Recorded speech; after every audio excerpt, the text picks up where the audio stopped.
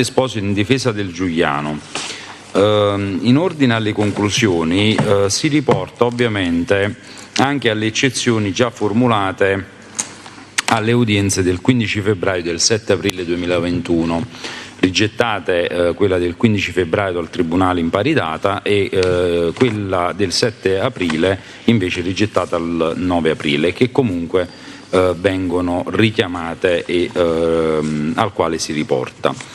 Preliminarmente invece, passando all'analisi del processo, deve rilevarsi... Mi scusi Avvocato, allora ce le può nuovamente ripetere le date? Le date sono 15 febbraio e 7 aprile. Il 7 aprile, ma l'ordinanza è stata resa il 9? Il 9 aprile, va bene.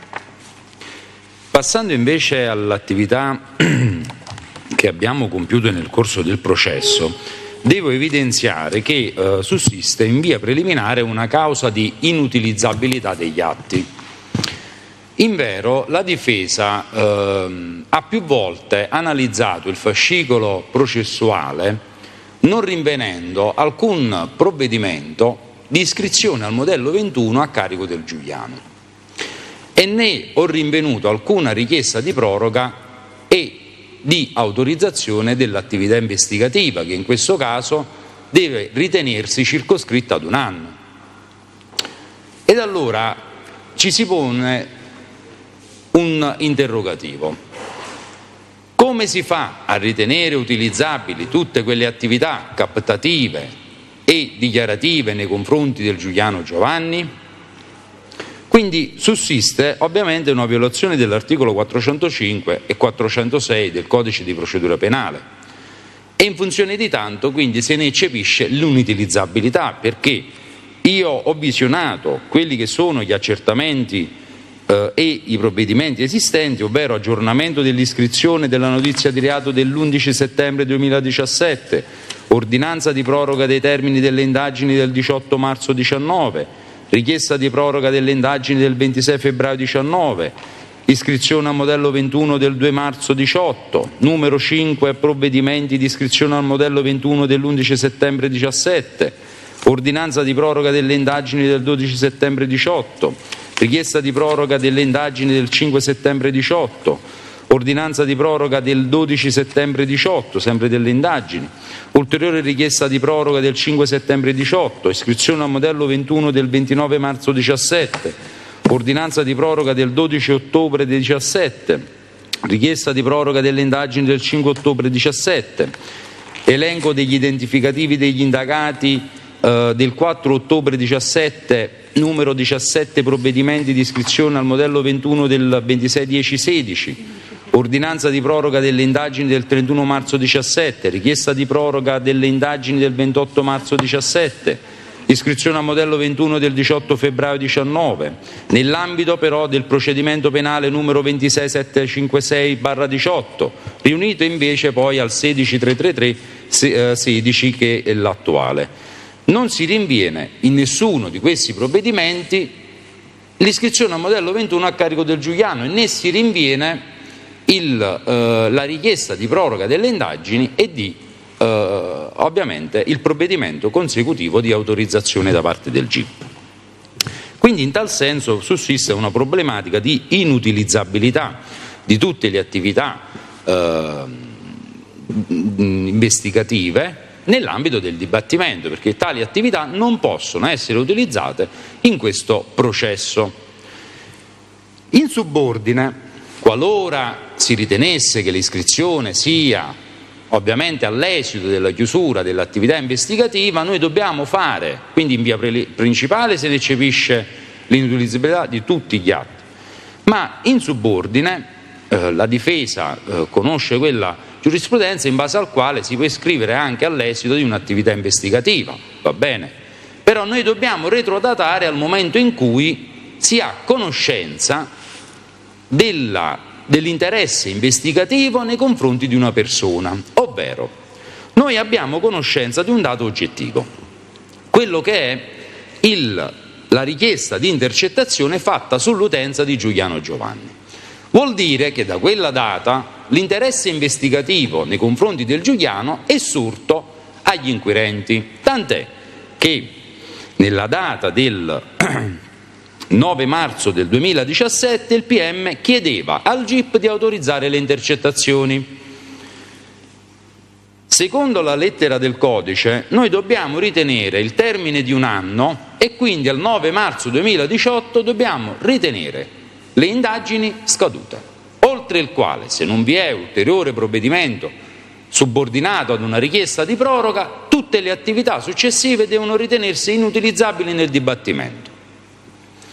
Quindi, in primo luogo, ritengo che vi sia l'inutilizzabilità in via principale di tutti gli atti investigativi e in via subordinata, qualora si ritenesse il Tribunale ritenesse l'iscrizione all'esito, l'inutilizzabilità di tutti gli atti successivi al 9 marzo 2018, data di scadenza delle indagini preliminari. Passando invece alla questione di merito, devo, prima di analizzare le singole... Quindi questa è una questione che lei non ha mai affrontato nel corso del dibattimento? No. L'ha affrontata per la prima volta oggi durante la discussione? Sì. Per quanto concerne invece la questione di merito, prima di analizzare quelle che sono le imputazioni, devo rilevare un'ulteriore questione preliminare. In sostanza noi abbiamo assistito ad un processo che, oltre ad essere eccezionalmente corrispondente alla velocità processuale che da tanti anni parliamo, ha avuto anche una risonanza a livello mediatico attraverso la pubblicazione contestuale delle singole udienze. Ovviamente noi sappiamo che ai sensi dell'articolo 147 tale pubblicazione è possibile ove si acquisisca il consenso dell'imputato o in casi eccezionali ritenuti dal Tribunale. Ebbene, all'udienza del 20 gennaio del 2021, allorquando il Giuliano era impedito e stralciata la posizione processuale dello stesso e rinviato al 15 febbraio del 2021, tutte le attività precedentemente compiute non sono state sottoposte all'imputato Giuliano Giovanni, ivi compreso il consenso alla trasmissione di questo processo attraverso la testata giornalistica la testata di informazione Radio Radicale, e né successivamente alla data poi in cui il processo è stato riunito a quello principale è stata manifestato da parte del Tribunale la volontà del Giuliano ad accordarsi o meno alla trasmissione di questo processo. Stando alla norma di cui all'articolo 147 del Codice di procedura penale disposizioni attuative, tale irregolarità comporta obbligatoriamente una valutazione in termini di attendibilità delle prove dichiarative esperite in questo processo. Perché? Allora, noi abbiamo consentito la trasmissione in tempo reale delle udienze. Parere della difesa, la trasmissione poteva avvenire tranquillamente all'esito della chiusura dell'attività istruttoria o quantomeno all'esito della lettura del dispositivo, ma consentendo invece la trasmissione in tempo reale noi abbiamo consentito a chiunque esso sia di potersi collegare al sito Radio Radicale e di ascoltare, prima di essere esaminato, tutte le attività processuali e le attività ovviamente istruttorie concernenti le prove dichiarative e la documentazione acquisita nel corso del dibattimento. Certamente la difesa conosce che tale irregolarità non comporta nessuna nullità, ma tuttavia impone una valutazione in ordine alla genuinità della prova acquisita, soprattutto quella dichiarativa. Quindi chiedo in via preliminare, prima di affrontare le questioni poi attinenti ai capi di imputazione, che il Tribunale tenga conto di questo aspetto nel valutare le dichiarazioni accusatorie rese dai testi in questo processo, consapevole del fatto che chiunque poteva ascoltare, prima di rendere esame, le dichiarazioni di altri. E noi sappiamo bene che ovviamente in tal senso il Codice di procedura penale nelle disposizioni attuative pone delle garanzie, ove si debba assicurare che il test non parli con soggetti terzi quali altre parti, consulenti e quant'altro prima della sua deposizione, proprio al fine di rendere, come è bella questa disposizione, proprio al fine di rendere la genuinità della prova, ci fa garanti di controllare che il test non colloqui con altri soggetti. Però questo non è avvenuto, perché il test ha avuto tutta la possibilità di andarsi ad ascoltare le conversazioni. Passando invece a quello che è l'aspetto concernente appunto l'inutilizzabilità, non può essere eccepita, ma tuttavia può essere eccepita la valutazione che debba farsi della prova. Tant'è che ce lo impone proprio l'articolo 149 delle disposizioni attuative. Passando invece ai singoli capi di imputazione, partendo dal capo 46, che è il principale capo che si contesta al Giuliano Giovanni, parliamo del delitto di usura aggravato per averlo commesso in concorso con altri soggetti ai danni di un imprenditore, quindi un soggetto che esercitava un'attività imprenditoriale, ritenuto in quell'istante un soggetto che aveva delle difficoltà economiche. Quindi da qui la contestazione di cui al comma 5 numero 3 e 4. Poi aggravato, come si legge dall'imputazione, dall'aver agevolato un ipotetico clan camorristico e di cui non si conosce però il nome, e di aver poi agito con metodo mafioso. Il primo elemento che sorge a questa difesa di natura certamente dubitativa è il fatto che in una questione attinente ad una contestazione di usura non vi è nessun titolo che fondi queste richieste di prestito. Solitamente siamo abituati a trovare una cambiale, un assegno, anche per importi minori, importi di 10.000, 15.000, ci si trovano dei titoli, ma in questo caso questo non è accaduto. In questo caso noi abbiamo avuto una benevolenza del senese Vincenzo di dare 180.000 euro ad uno sconosciuto senza avere nessuna garanzia, cosa abbastanza importante, perché parliamo di una somma che il Leone rileva abbastanza importante. Però se questo concetto noi lo rapportiamo a quello che il Leone ha vissuto precedentemente, cioè il rapporto con il Cirinnà e quant'altro, noi vediamo che sulla base di una somma molto minore noi abbiamo trovato una serie di titoli emessi a garanzia. Ed allora ci si pone un interrogativo. Cerchiamo gli elementi costitutivi del reato di usura.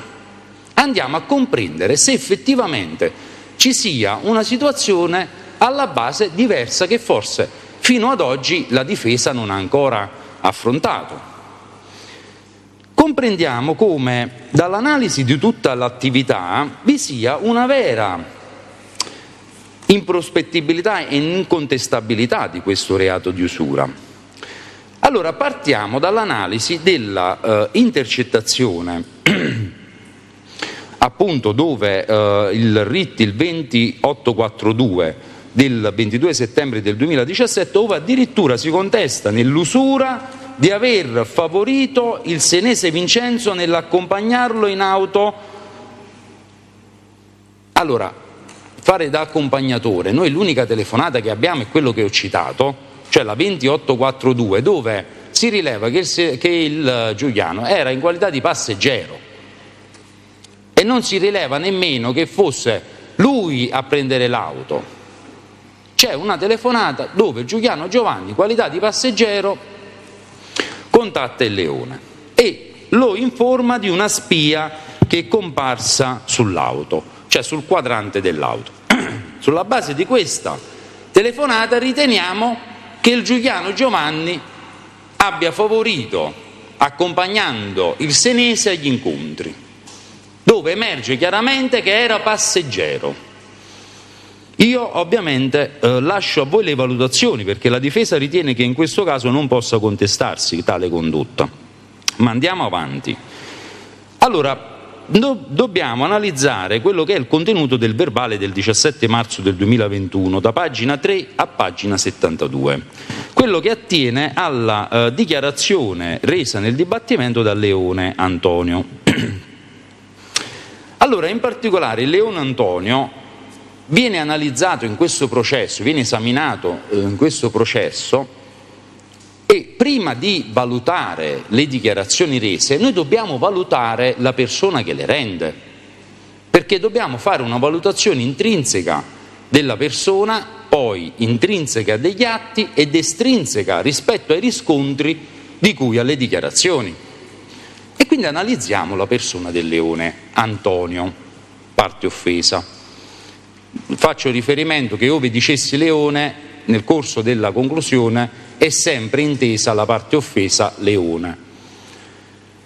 Allora, noi comprendiamo che da pagina 8 a pagina 36 il Leone precisa che nell'anno 2016-2017 faceva uso, molto uso, di psicofarmaci, lo precisa proprio lui, molto uso di psicofarmaci. Addirittura faceva anche molto uso di sostanza stupefacente.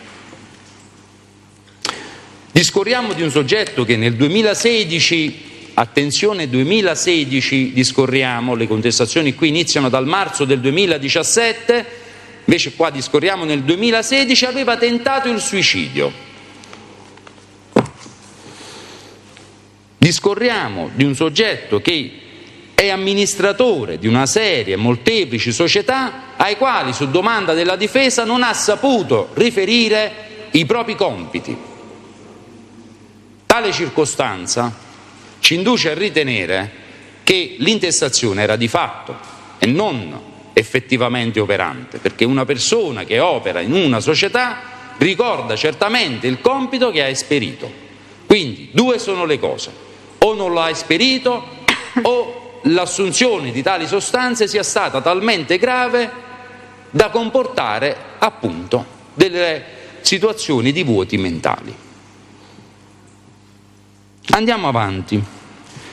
La domanda ovviamente sorge anche in ordine alle frequentazioni che Leone aveva avuto, accertate tutte dall'APG, ovviamente la difesa le ha lette attraverso gli atti investigativi, noi le abbiamo chieste al maresciallo Orecchio, allo stesso Leone, e da queste frequentazioni è emerso come il Leone in più occasioni si accompagnava a soggetti certamente non floridi da un punto di vista di immunità dalla giustizia, cioè soggetti che comunque avevano avuto dei precedenti giudiziari, ma precedenti consistenti, di un certo rilievo, non parliamo di precedenti bagattellari. Ovvero noi assistiamo alla dichiarazione dove addirittura il Leone si era messo in società con tale Stefano Ricucci, soggetto che appunto aveva avuto dei precedenti giudiziari e tali precedenti giudiziari era stato poi arrestato con l'accusa per reati finanziari anche ad un altro soggetto. Leone in questo processo ci è entrato. Poi ulteriori elementi sono dati anche dalle dichiarazioni del maresciallo Orecchio, sentito all'udienza del 12 marzo del 2021, attraverso il quale il maresciallo ci riferisce gli accertamenti che ha compiuto sulla persona del Leone. Dice sì, effettivamente noi abbiamo fatto una serie di accertamenti e poi, come si dirà in prosieguo, il Leone è stato imputato anche in altre indagini consistenti, ovvero è stato sottoposto ad investigazione per violazione dell'articolo 12 quinques, per violazione della legge ex 132 385 del 93 e addirittura è stato sottoposto ad intercettazione in questo processo, nel 16-333 del 2016. Allora, facciamo un passo indietro, andiamo a prendere l'attività investigativa emersa poi come elemento probatorio nel dibattimento. Il Leone viene identificato, il Leone Antonio, parte offesa, come soggetto attenzionato dall'indagine, cioè viene sottoposto ad indagine, e questo accade nel settembre del 2017, dove addirittura si attiva un decreto di intercettazione a proprio nome, a carico dello stesso, non per comprendere i fatti di una parte offesa avuta in riguardo ad altri soggetti, quali ovviamente Correi e imputati, ma per comprendere semplicemente quali erano le operazioni che il Leone stava compiendo insieme al senese, ove addirittura l'APG, nel giustificare la richiesta, dice: guardate che noi abbiamo rilevato 8 operazioni di reati finanziari per l'emissione di fatture false e quindi chiediamo l'attivazione insieme a Vincenzo Senese e chiediamo l'attivazione del decreto. Ed allora compariamo quello che ci dice il Leone con quello che invece ha accertato l'APG, perché signori, qui l'attività investigativa è stata fatta in un certo modo, ma purtroppo questi sono gli elementi probatori emersi, non c'è altro. Abbiamo fatto 4 anni di indagini e non c'è altro, ci sono questi elementi. E allora vuol dire che questa è ovviamente questi sono gli elementi sui quali dobbiamo fondarci, perché non ci sono ulteriori elementi. Ed allora noi andiamo a comprendere che l'attività investigativa veniva attivata a carico del Leone per aver compiuto 8 operazioni sospette in materia di riciclaggio. Insieme a chi? Insieme a Vincenzo Senese. Facciamo questo passo indietro, quindi andiamo a comprendere come il Leone, attenzionato dall'indagine, inizia ad attivarsi un decreto autorizzativo per le intercettazioni sul conto dello stesso, poi terminato il 12, nel dicembre del 2017. Tra l'altro è il maresciallo Orecchio che ci riferisce un passo importante, che poi riprenderemo più avanti, però è giusto per valutare la personalità della persona offesa e anche nel contesto rispetto all'imputazione, dove il maresciallo Orecchio va ad accertare che il Leone Antonio nell'anno 2017-2018 non svolgeva alcuna attività lavorativa. Signori, voi mi dovete consentire, io non riesco a comprendere una persona che non svolge attività lavorativa, che ha dismesso le società, che sta pieno di debiti e cammina con una Jaguar. Questi soldi dove sono usciti, visto che la sua dichiarazione è quella di buco tappa buco? Ed allora c'è qualcosa che non quadra. E lo vedremo con le prossime dichiarazioni. Il Leone il 31 maggio del 2018 si presenta alla Polizia di Stato e fa una denuncia nei confronti di una serie di soggetti, riferendo una serie di circostanze poi qualificate come attività usuraia, estorsiva e quant'altro. Il maresciallo Orecchio, che già aveva avviato l'attività investigativa nei confronti del Leone, questo parliamo del settembre 17 fino al dicembre 17, ha avuto la contezza di queste ovviamente dichiarazioni del 2018, spinge la propria indagine agli accertamenti patrimoniali ed in realtà emerge che lui non aveva conti correnti, e parliamo di pagina 97 del verbale, parliamo di pagina 32 del verbale, dove in realtà lui non aveva dei conti correnti operanti, ma ce li aveva, come dice il maresciallo Orecchio, però poi a precisazioni rileva, no, però effettivamente lui dopo aveva aperto una Poste Pay. E quindi se noi rapportiamo questa dichiarazione, che è un accertamento di PG, con la dichiarazione del Leone Antonio che riferiva di non poter avere conti correnti, vediamo che c'è una discrasia.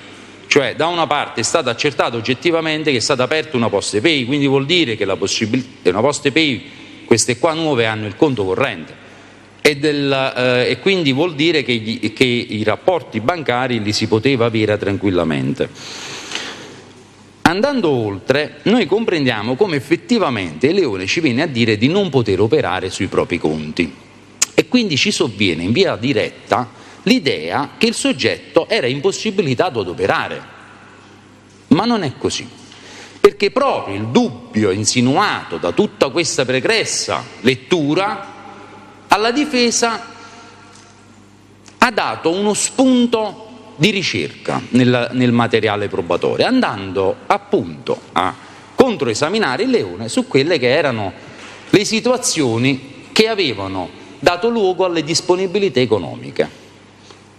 Perché una domanda è semplice: come si fa ad andare avanti se ci sono tutti questi debiti e non si lavora?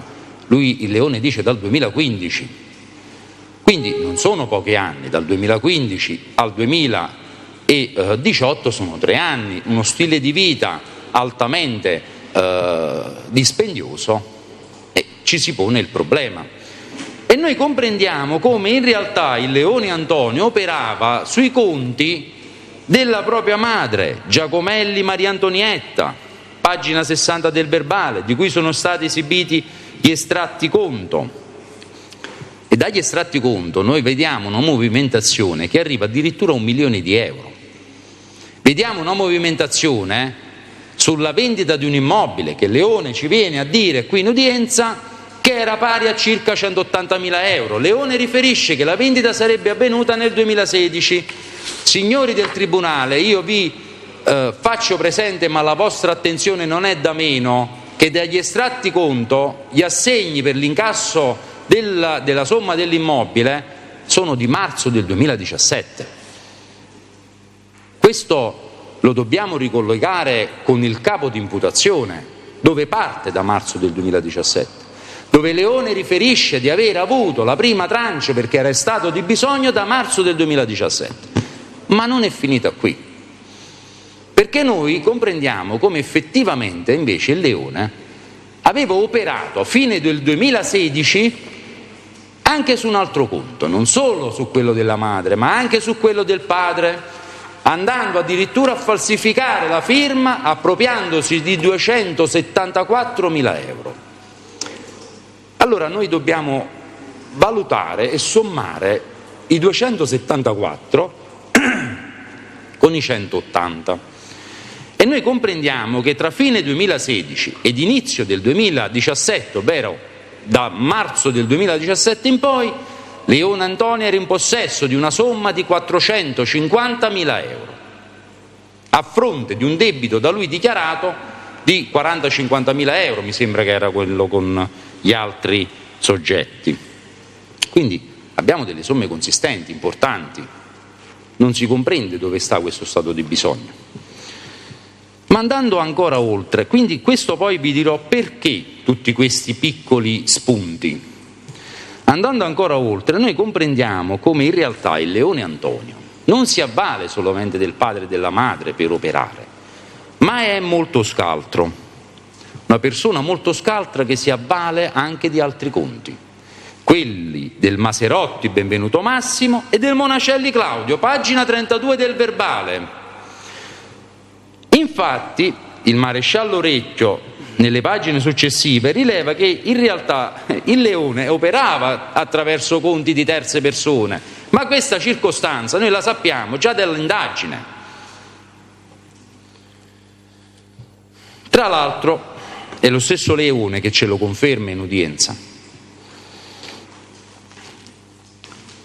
Ma quindi noi spingiamo adesso l'analisi, oltre che da un punto di vista della personalità, anche da un punto di vista delle ulteriori frequentazioni, dove lo stesso Leone, e questo viene accertato dall'agente di PG, non è che risulta da una dichiarazione fantomatica, l'agente di PG accerta che il Leone, arrivato ad un certo punto, si associa e diventa socio di una società che si chiama Carpet Group SRL, scusatemi la mia pronuncia dell'inglese non è un granché, però analizziamo i soggetti che fanno parte di questa società e noi rileviamo, attraverso il maresciallo Recchio, che anche un altro socio di questa società si chiama un tale Spadoni Fabrizio, soggetto che poi l'APG riferisce che appunto faceva parte attiva della società insieme a Leone Antonio.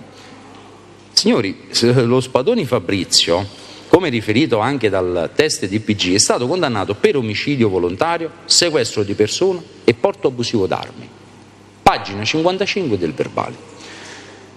Questo per dire quali erano giusto le frequentazioni del Leone, frequentazioni che non penso siano del tutto normali. L'analisi infatti poi del casellario giudiziale del carico pendente rileva come il Leone sia stato implicato in altri reati, addirittura per porto abusivo d'armi anch'egli, per reati finanziari, sempre reati finanziari, troviamo il riferimento al reato finanziario. E questo è un riferimento importante perché poi vedremo tra le dichiarazioni del Leone e le dichiarazioni delle Morgantini come il riferimento al reato finanziario assume una veste del tutto rivelatoria di questo processo. Il Leone rileva che si rivolgeva al senese Vincenzo nel marzo del 2017 non per chiedere un prestito, non perché era in stato di bisogno, tant'è che lui stesso dice io non gliel'ho rilevato, per proporre invece operazioni finanziarie. Il Leone si rivolge al senese per proporre operazioni finanziarie, pagina 11 del verbale, ma gli ho detto se voleva finanziare delle operazioni che io facevo e che in realtà però non facevo poi nessuna operazione, in realtà era come un buco tappabuco. Questo ce lo viene a dire oggi. Da tale circostanza si ricava indirettamente che, a parere della difesa, che il 10% che il Leone riferisce non sia il frutto dell'interesse sul prestito usurario. Questo è un passaggio importante. Il 10% è la percentuale sul guadagno dell'investimento che hanno fatto insieme Leone e senese, che poi Leone successivamente lo riformula inserendolo come il 10% sul prestito. In realtà non c'è stato nessun prestito, è stato un investimento, perché poi successivamente lo vedremo anche con altri soggetti, che Leone riferisce di aver avuto dei prestiti da altri soggetti, ma che in realtà si rilevano delle operazioni per le fatture false. Ed è lo stesso Leone che ci dice che le operazioni per le fatture false avevano ad oggetto un ricavo del 10%. Eh sì. Allora andiamo avanti. È lo stesso Leone che dal RIT 1531 progressivo 4561 chiama Vincenzo e dice: ciao Vincenzo, ti devo proporre una bella cosetta. Proprio è questo il passo dell'intercettazione, una bella cosetta. Continuando nel 4564, progressivo sempre del RIT 1531, chiama Vincenzo per proporgli l'operazione. Vincenzo non era disponibile perché era fuori Napoli, fuori Roma. Dice: peccato, c'avevo una bella operazioncina domani, velocissima. Ma non è finita qui, perché abbiamo anche la 5042 del 15 maggio del 2017, dove ciao Enzo, come stai? Sei tornato? Come ti muovi nel pomeriggio? Volevo parlarti di quella cosa di settimana scorsa. Ed allora noi vediamo, a dire dell'accusa, una vittima di usura che propone operazioni. Quindi probabilmente non discorriamo di usura, ma di operazioni. E poi lo vedremo quando viene anche sentita la Morgantini.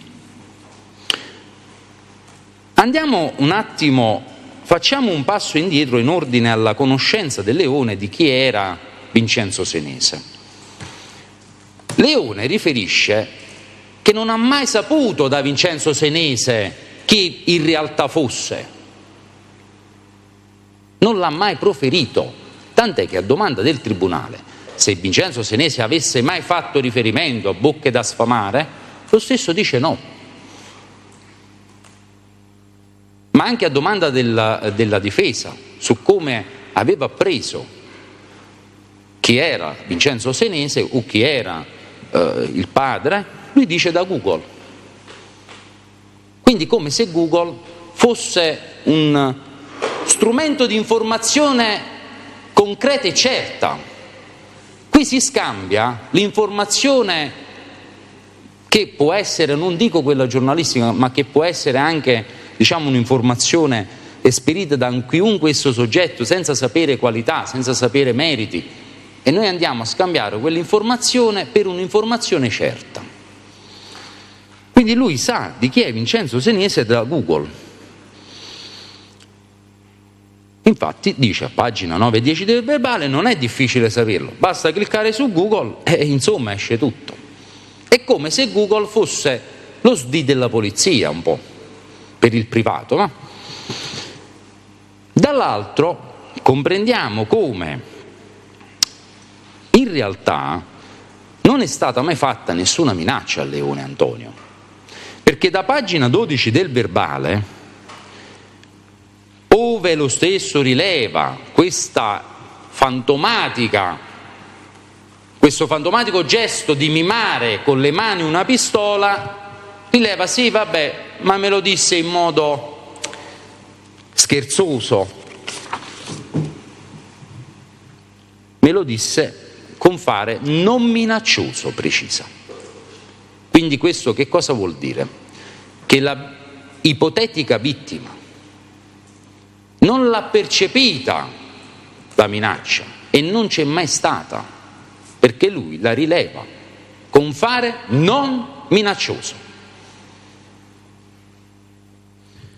Pagina 70, appunto, ritornando alla domanda che avevamo prima riferito dal tribunale, aveva precisato se ci fossero bocche da sfamare, qualcosa del genere. Quindi il tribunale si interroga, attento nei meandri di questo processo, a dire scusi, ma cioè, le ha fatto un riferimento a bocche da sfamare o qualcosa del genere? Quindi lascia un ampio spazio di risposta. Il Leone ci risponde in modo secco: no, no. Tra l'altro comprendiamo come da pagina 47 e 56 del verbale del 17 marzo come Leone Antonio in realtà non era un soggetto che si era rivolto a Vincenzo e basta, ma era un soggetto che con Vincenzo aveva instaurato un rapporto amicale, addivenendo addirittura a vedersi un giorno sì ed un giorno no. Ed allora noi parliamo di rapporto usuraio, parliamo di aggravanti, parliamo di metodi, però ci sono degli elementi che fanno pensare e sono elementi oggettivi dichiarati dalle parti, dove i soggetti si vedono ogni giorno, dove viene attivata un'intercettazione a carico della persona offesa quando era indagata, perché viene iscritta nel registro degli indagati, viene iscritta per le 8 operazioni di sospetti di riciclaggio, dove si vedono tutti i giorni. Che cosa si vedono tutti i giorni? Perché si vedono tutti i giorni? Qual è la finalità di vedersi tutti i giorni? I reati non sono tutti i giorni. Tra l'altro, andando avanti,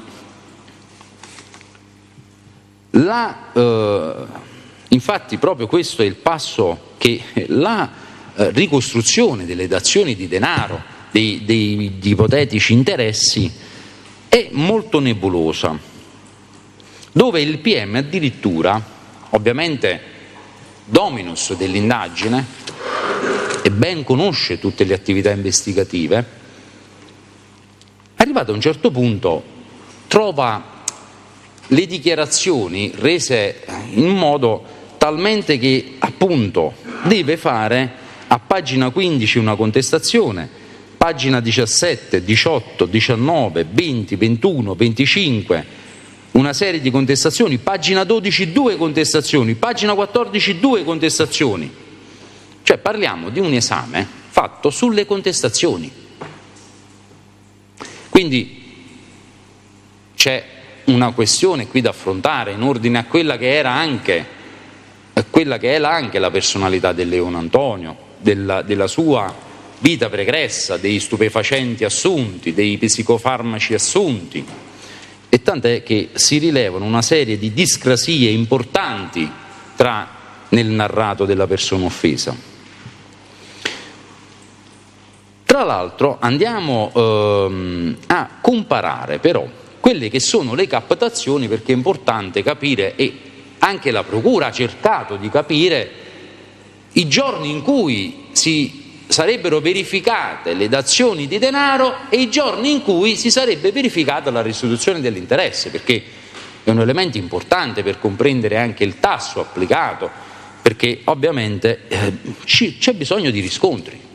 E quindi la Procura ha ricostruito gli inquirenti, perché è anche stato merito degli agenti di PG, ha ricostruito tutta una serie di incontri fatti, ritengono, attraverso le chiamate. Parliamo di molteplici chiamate, innumerevoli chiamate, ma viene il Leone Antonio e ci dice che in realtà queste chiamate non erano attinenti agli appuntamenti. Infatti, pagina 18 del verbale, dove si dice come vi organizzavate per vedervi, lui ci dice tramite messaggio. Tramite messaggio. Quindi tutta quella ricostruzione fatta dagli inquirenti per andare a circostanziare appunto il colloquio, dove e quando vedersi, non attiene a questo ipotetico prestito usuraio. Tant'è che il Leone dice testualmente che il prestito usurario, secondo il suo dire, lo concordavano attraverso i messaggi. Quindi già tutta quell'attività investigativa delle intercettazioni diventa superflua su questo punto, non può applicarsi. Tra l'altro, noi andiamo avanti con l'esame della dichiarazione del Leone perché vogliamo un attimo comprendere quelle che sono le vicende pregresse che lo hanno interessato rispetto poi a quelle che sono le vicende contestate in questo processo, perché lui nell'ambito della denuncia, la parte offesa, cita altri episodi a carico di altri soggetti, Cirinnà, Casamonica e quant'altro. E quindi noi in sede di controesame ci interroghiamo su questi aspetti, onde comprendere queste vicende pregresse. Vediamo che Leone inizialmente si rifiuta di rivelare i nomi dei soggetti che gli avrebbero concesso prestiti anche usurai. Lui definisce proprio così, anche usurai, lasciando intendere che se alcuni non lo erano, alcuni lo erano, o alcuni non lo erano in base al tasso, perché poi dice sì vabbè concordammo un tasso, però poi mi hanno capito delle mie difficoltà. E quindi esce fuori il nome di un tale Mauro Ferretti, Andrea Salsiccia, Emiliano Spacca, Quirino Casamonica, ma esce fuori perché la difesa lo contesta, perché il Leone non ve lo voleva dire, assume un comportamento reticente. Ed allora la difesa, perché l'aveva letto nelle indagini, rileva questi nominativi e lui a pagina 50 inizialmente dice: nessuno di questi aveva rapporti, diciamo così, di malavita. Tant'è la difesa poi nel leggere le ulteriori attività contesta che ovviamente quello che ha dichiarato non corrisponde a quello che aveva riferito nella denuncia e nelle SIT. E infatti poi lui rimodula la risposta dicendo sì, gli altri erano collegati alla malavita, ma Ferretti no, Ferretto era estraneo alla malavita. Se invece torniamo adesso al pagina 63 del verbale, dove lui Ferretti era estraneo alla malavita e gli aveva fatto un prestito, dice. Se torniamo a pagina 63 del verbale, dove viene analizzata la posizione del Ferretti su quella del Morgantini e poi ovviamente anche ripetuta a pagina 99 e 100, la stessa rileva una circostanza importante che si contrappone a quella del Leone, del proprio compagno. Rileva che Mauro Ferretti in realtà facevano delle operazioni insieme con Leone. Allora, Leone ci dice che sono prestiti, Morgantini ci dice che sono operazioni, e quindi la difesa inizia a scavare in queste dichiarazioni e inizia quindi a far emergere una situazione che fino ad oggi navigava sott'acqua. Una dichiarazione dove il Leone dice che Quirino Casamonica gli aveva fatto un prestito di natura usuraia. In realtà, se noi leggiamo la pagina 100 e 101 del verbale, la Morgantini dice di aver appreso dal compagno, cioè Leone Antonio, che l'appuntamento a casa del Casamonica, dove andarono lì addirittura a cenare, atteneva a una somma di pari 20.000 euro per immetterla nel circuito delle fatture false.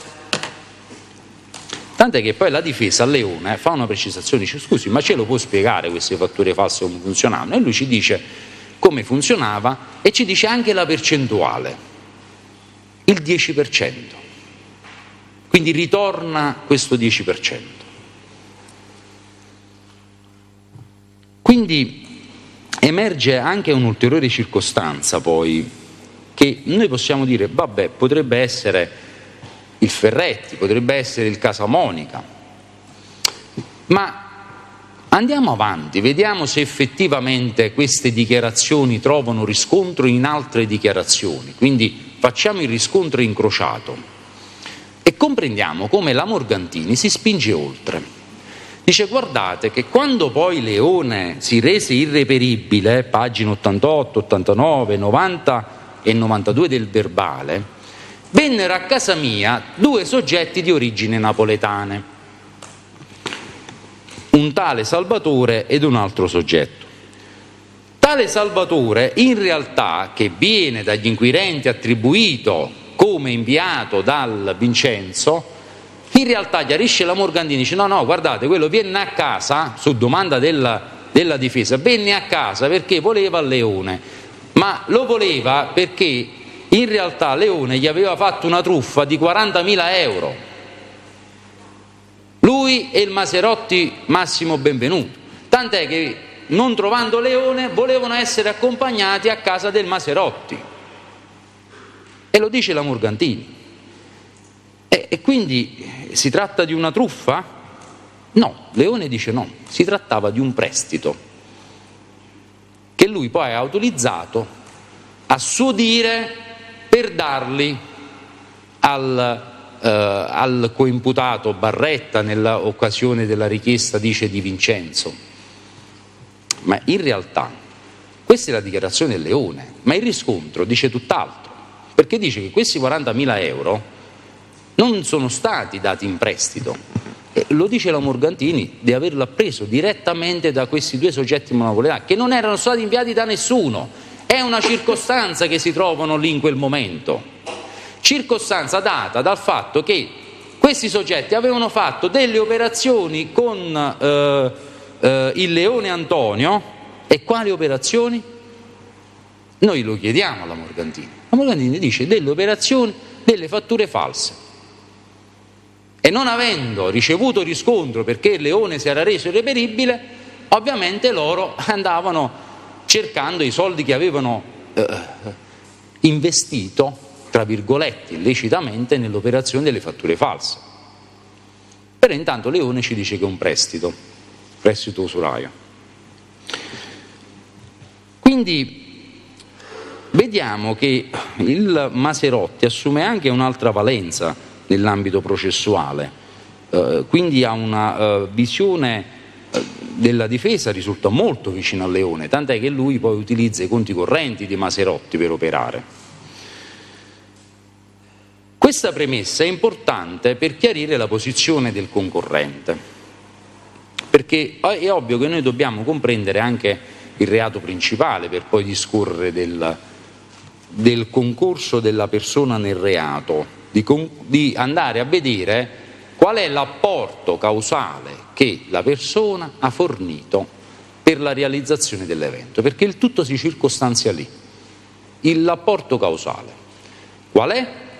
E punto 2, se in assenza di tale apporto causale l'evento si sarebbe comunque realizzato. E quindi emerge nel corso dell'esame la figura del Giuliano Giovanni, riferita dal Leone, dove iniziano a discorrere delle ricariche poste pay. Tant'è che Leone inizialmente lo chiama con un nome, con un appellativo, il mozzarellaio. Cioè Leone non lo ricorda come Giuliano Giovanni, ma lo ricorda come il mozzarellaio, perché in realtà la figura di Giuliano è solamente quella di vendere prodotti caseari, e ce lo viene a dire anche l'agente di PG, il maresciallo Orecchio, ci dice: guardate che Giuliano era uno che vendeva prodotti caseari. Poi ci spiega anche perché era a Roma e dove alloggiava. Allora ci viene diretto dire a Leone: scusi, ma il signor Giuliano nei suoi confronti è mai stato scortese? Cioè ha mai esercitato una forma di violenza, di minaccia? Le è stato mai scortese? Le ha fatto delle imposizioni? Mai, dice Leone, mai.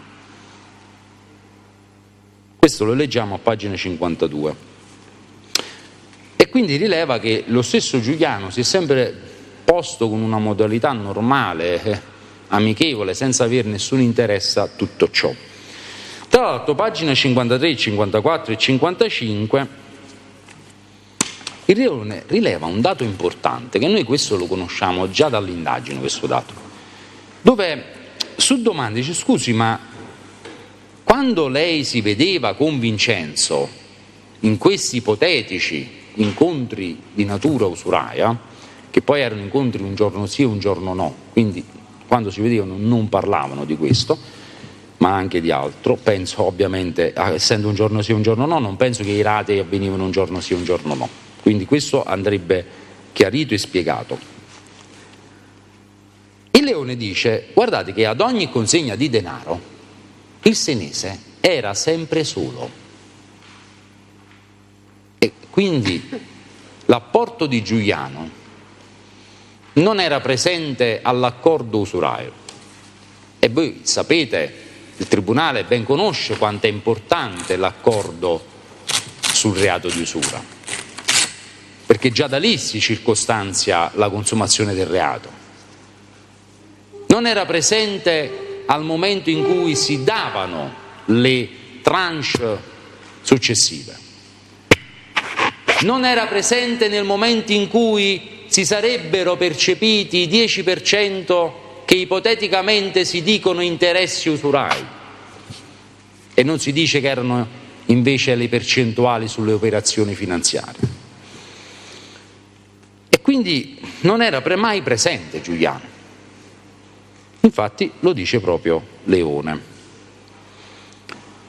Tra l'altro si fa riferimento a degli incontri che comunque avvenivano al di fuori del rapporto usuraio, quindi incontri dove poi, a dire della parte offesa, si vedevano appunto un giorno sì un giorno no, e poteva capitare di parlare di situazioni attinenti ai due soggetti, quindi al senese e al Leone, tant'è che il Tribunale, attentissimo sulla dichiarazione, fa un importante passo. Dice: guardi, in ordine a questi ulteriori incontri usurai, dove lei riferisce che in 3-4 volte, in pochissime volte, ha visto anche il Giuliano, che il Leone definisce solamente come accompagnatore. Poi valutiamo anche la figura dell'accompagnatore. Il Tribunale si pone un dubbio, dice quindi non era presente negli accordi, nella dazione dei rati e quant'altro, però in questi incontri chiarificatori, che si definiscono così, era presente in alcune circostanze. E dov'era? Una domanda fondamentale che fa il Tribunale: dov'era il Giuliano? Il Leone dice che era distante, non interveniva nel discorso tra lui e il senese. E questo lo comprendiamo nel verbale, dove il Tribunale proprio effettua questa domanda particolare.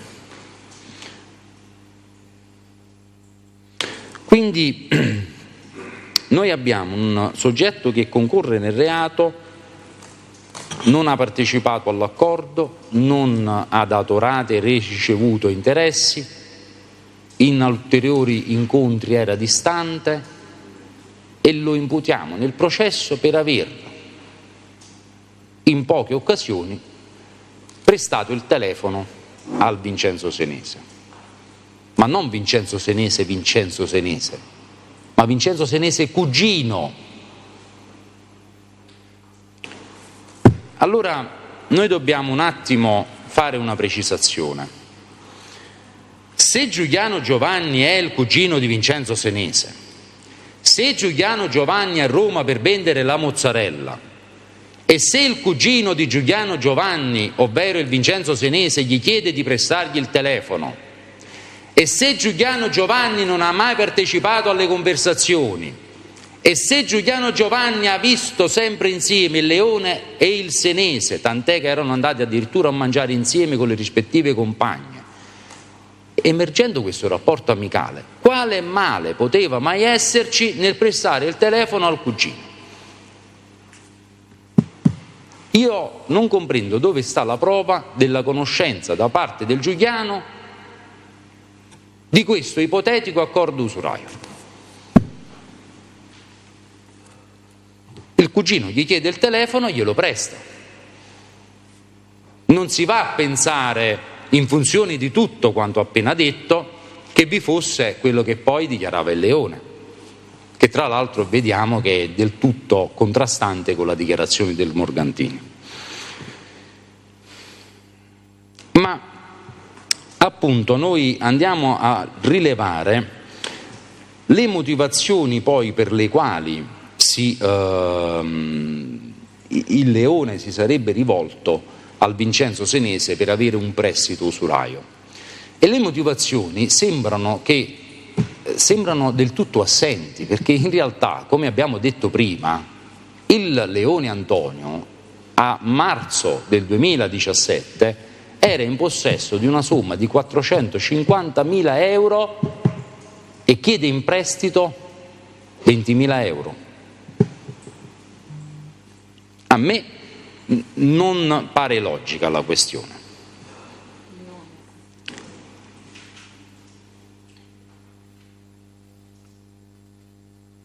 Allora, viene in rilievo a pagina 62 qual è in realtà l'operazione che il Leone sapeva fare bene, perché nel 2011 e 2016 abbiamo un dato oggettivo che è un accertamento dell'Agenzia delle Entrate, dove si contestano l'emissione di una serie di fatture false per un'evasione d'IVA di 6 milioni di euro. Signori del Tribunale, l'IVA è il 20%, 22%. 6 milioni di euro corrispondenti al 22%, parliamo di una cifra stratosferica. Parliamo di circa 30 milioni di euro di fatturato.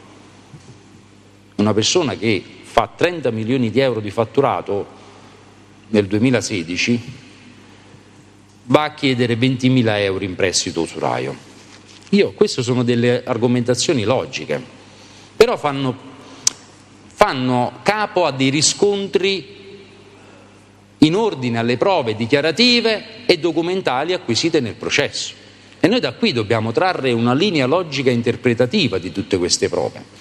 Non ci dobbiamo appiattire sulla telefonata, andiamo a compiere una visione globale di tutta l'attività probatoria.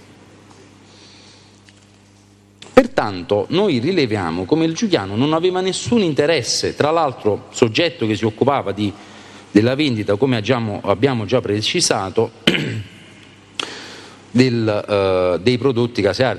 Lo rileva anche lui nell'udienza del 22 giugno del 2021 in sede di spontanee dichiarazioni. Vi rileva i motivi per i quali lui era a Roma, vi rileva i motivi per i quali si vedeva con Vincenzo Senese e vi rileva i motivi per i quali spesso la sua utenza agganciava la casa di Vincenzo Senese. Perché in realtà Giuliano risiedeva in un bed and breakfast proprio a poche centinaia di metri dalla casa di Vincenzo Senese, essendo il cugino. Tant'è, a volte, come ha precisato, si trovavano in compagnia perché, finito di lavorare, gli stessi si dedicavano ad attività di palestra, attività di uscire con delle ragazze. Emerge anche da ulteriori atti investigativi sempre fatti sull'utenza di Giuliano, che sono poi chiamate che fanno riferimento ad altri capi, ma che spiegano i motivi per i quali il Giuliano e il Vincenzo erano insieme. Tra l'altro emerge da questa telefonata proprio la genericità delle informazioni che fa comprendere come il Giuliano non avesse nessuna conoscenza dell'attività compiuta dal cugino. Tant'è che lui dice, infatti, lui operava sulla vendita delle auto. La 32906 del 24 agosto del 2018 e il RIT di Giuliano il 1531/17, dove il Giuliano rileva in via generica informazioni senza avere nessuna consapevolezza, perché voi dovete sapere del tribunale che c'è un proverbio che dice: ogni paese che vai usanza che trovi. A Napoli, purtroppo, e a me è capitato in vari processi, c'è l'abitudine, l'intercalare, di essere un po' generici e vaghi nel parlare, e questo può portare ad un'infinità di interpretazioni dell'intercettazione o del colloquio. Tra l'altro nella chiamata emerge proprio in modo preciso che loro si interessavano di uscire con delle ragazze, di andare in palestra. Questa era l'attività per la quale loro a volte stavano insieme. Ma emerge anche in un'altra chiamata, quella del 1 giugno del 2018, dove si sentono Vincenzo e Senese, e tra l'altro era di mattina. Guardate un po' Giuliano Giovanni che cosa faceva: vendeva le mozzarelle, stava vendendo le mozzarelle, quindi di mattina faceva questa attività. Quando finiva il pomeriggio, ovvio, stando a Roma, essendo il cugino, mi sembra alquanto normale che uno ci si veda per andare in palestra, andare a un aperitivo, uscire con delle ragazze. Sono due ragazzi giovani, non vedo nulla di male per farlo. Ed allora noi dobbiamo analizzare quella che è la condotta del concorrente nel reato. Allora, io mi interfaccio, esposo una interpretazione della Suprema Corte, una interpretazione data al reato appunto estorsivo commesso dal concorrente, che è quella con la sentenza del 13 ottobre del 2005, dove addirittura la Suprema Corte, sezione seconda, ritiene, in un caso dove il soggetto aveva addirittura recuperato un rateo usuraio, ritiene non configurabile il concorso. Perché? Perché l'attività del concorrente non è un'attività necessaria, è un'attività sostituibile. Noi dobbiamo focalizzare la visione del concorrente qualora quell'attività sia necessaria alla finalità dell'evento. Il prestare il telefono alla difesa ritiene che non sia necessario, perché in realtà ci sono due elementi che ci riportano alla non necessarietà di prestare il telefono. Il primo è che il Vincenzo Senese chiamava direttamente il Leone per vedersi. Il secondo è quello che il Leone dice che quando si vedevano non lo facevano per telefono, ma tramite messaggio. E allora viene tutto a cadere da un punto di vista di concorso nel reato. Viene inquadrato con una figura che la difesa non condivide.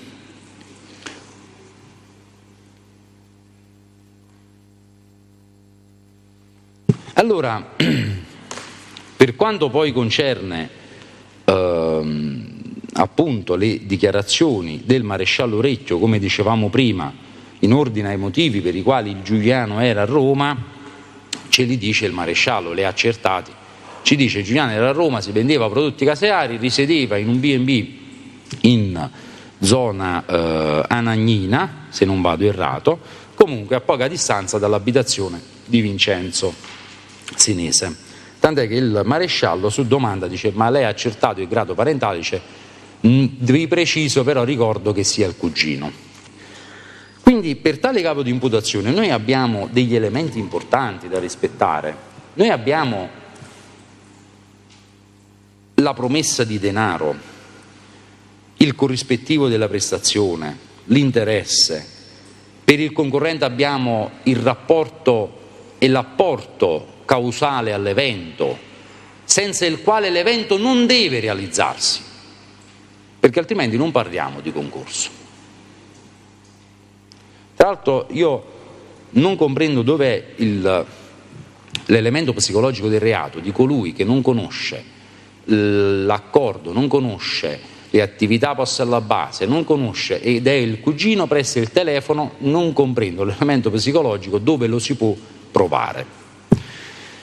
Quindi ci spostiamo adesso l'attenzione sull'aspetto secondario del capo di imputazione 46, ovvero quelle che sono le aggravanti.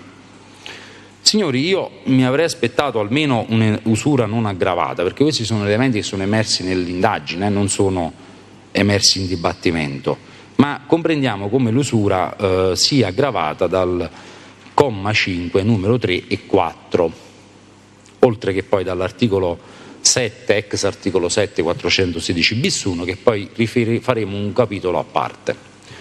Allora è aggravato dal aver commesso il fatto in danno di un imprenditore in stato di bisogno economico.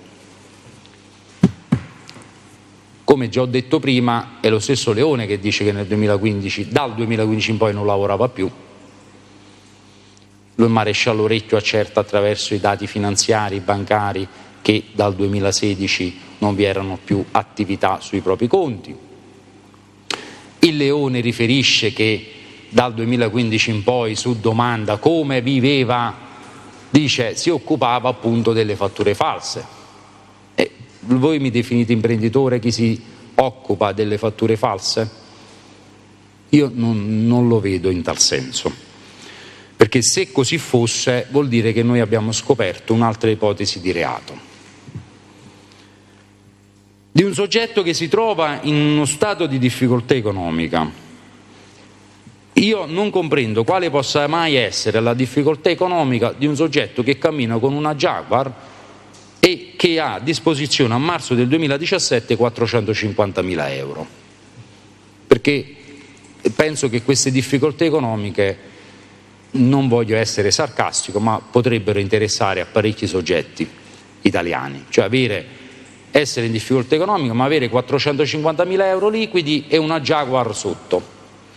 Quindi da un punto di vista proprio dell'aggravante io penso di spendere pochissime parole, ma pochissime veramente, basta solamente leggere i dati probatori e soprattutto quelli documentali del degli estratti ruolo del 31 marzo 17, 30 giugno 17, 30 settembre 17 della Giacomelli.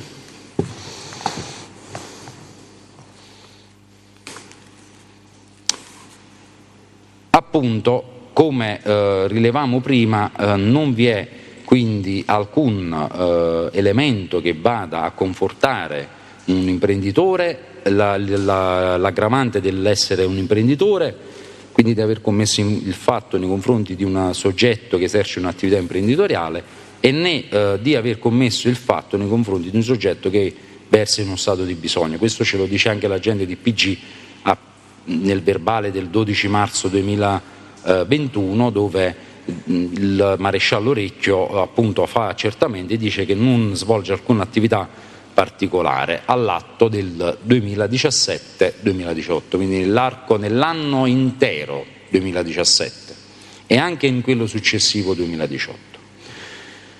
Perché ricordiamo che gli accertamenti il maresciallo Orecchio riferisce di averli compiuti, quelli là bancari, finanziari, dal 31 maggio 2018 in poi, che il maresciallo Orecchio ci riferisce che i precedenti accertamenti su Leone e Antonio parte offesa erano solamente quelli delle telefonate, quindi delle intercettazioni compiute da settembre, direttamente da settembre, ma prima indirettamente attraverso l'ascolto di altri RIT, quello di Vincenzo Senese appunto, e poi successivamente direttamente sull'utenza del Leone.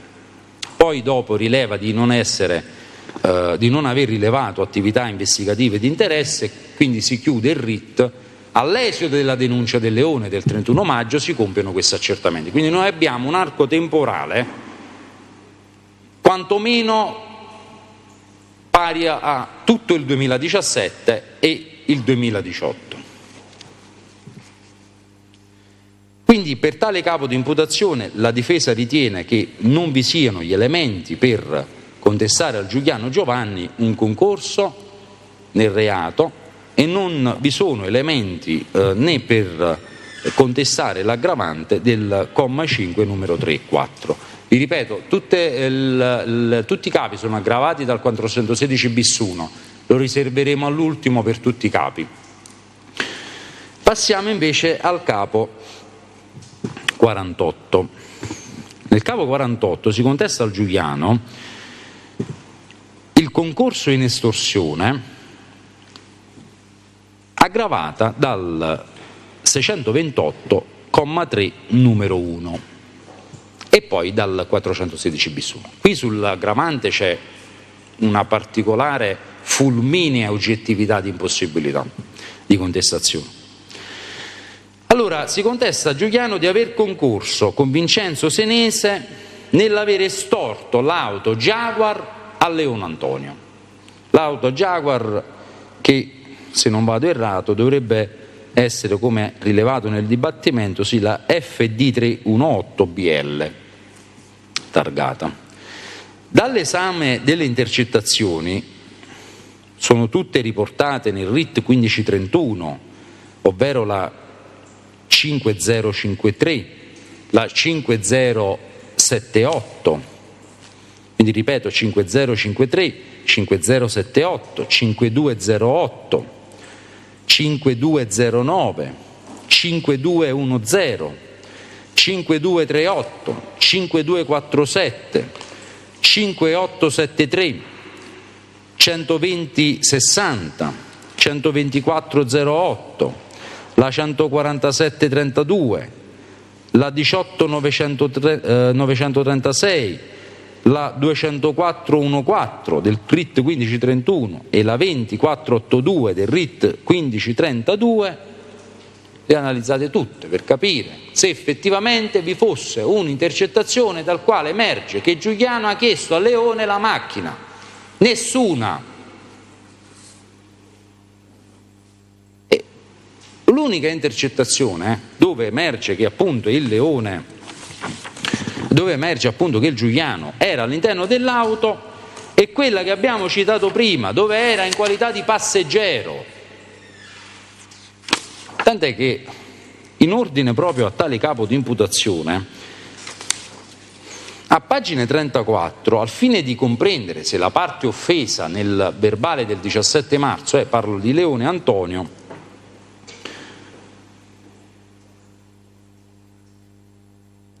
fosse mai stato oggetto di pressioni, di minacce per avere quest'auto, ma non solo da parte del Giuliano, perché non l'ha mai chiesta l'auto Giuliano, cioè emerge dalle intercettazioni, però dal Vincenzo lui dice no. Ecco, non forzata, nel senso non forzata, magari potrebbe sembrare, cioè dice non forzata, cioè non me l'ha chiesta con forzatura l'auto, potrebbe sembrare dietro minaccia, ma non lo è, perché non me l'ha chiesta forzata. E quindi il Leone, su domanda poi del pubblico ministero, riferisce perché gli ha dato l'auto se non gliel'ha chiesta con forzatura. E io penso che ci sia qui da riflettere, perché Leone dà l'auto a Vincenzo riferendo che si trovava come in uno stato di riconoscenza vicino a Vincenzo Senese per la posizione debitoria che lui dice, cioè in uno stato di difficoltà, dice è come se mi fossi trovato in difetto per la posizione debitoria.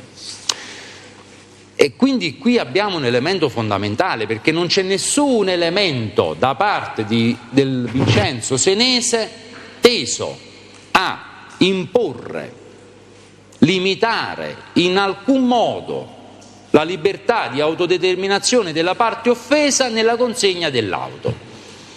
È la parte offesa che si autosuggestiona. E come facciamo a contestare un'estorsione se un soggetto si autosuggestiona da solo? C'è bisogno dell'elemento esterno che vada ad incidere sulla libertà di autodeterminazione del soggetto, non appreso attraverso Google però. L'elemento esterno deve essere preciso, concreto. Non che leggiamo Google, ci facciamo un'idea di una persona e quindi abbiamo paura perché riteniamo che Google sia una fonte di certezza e di scienza. Quindi noi analizziamo appunto la conversazione dove si rileva che il Giuliano era presente nell'auto, ed è la conversazione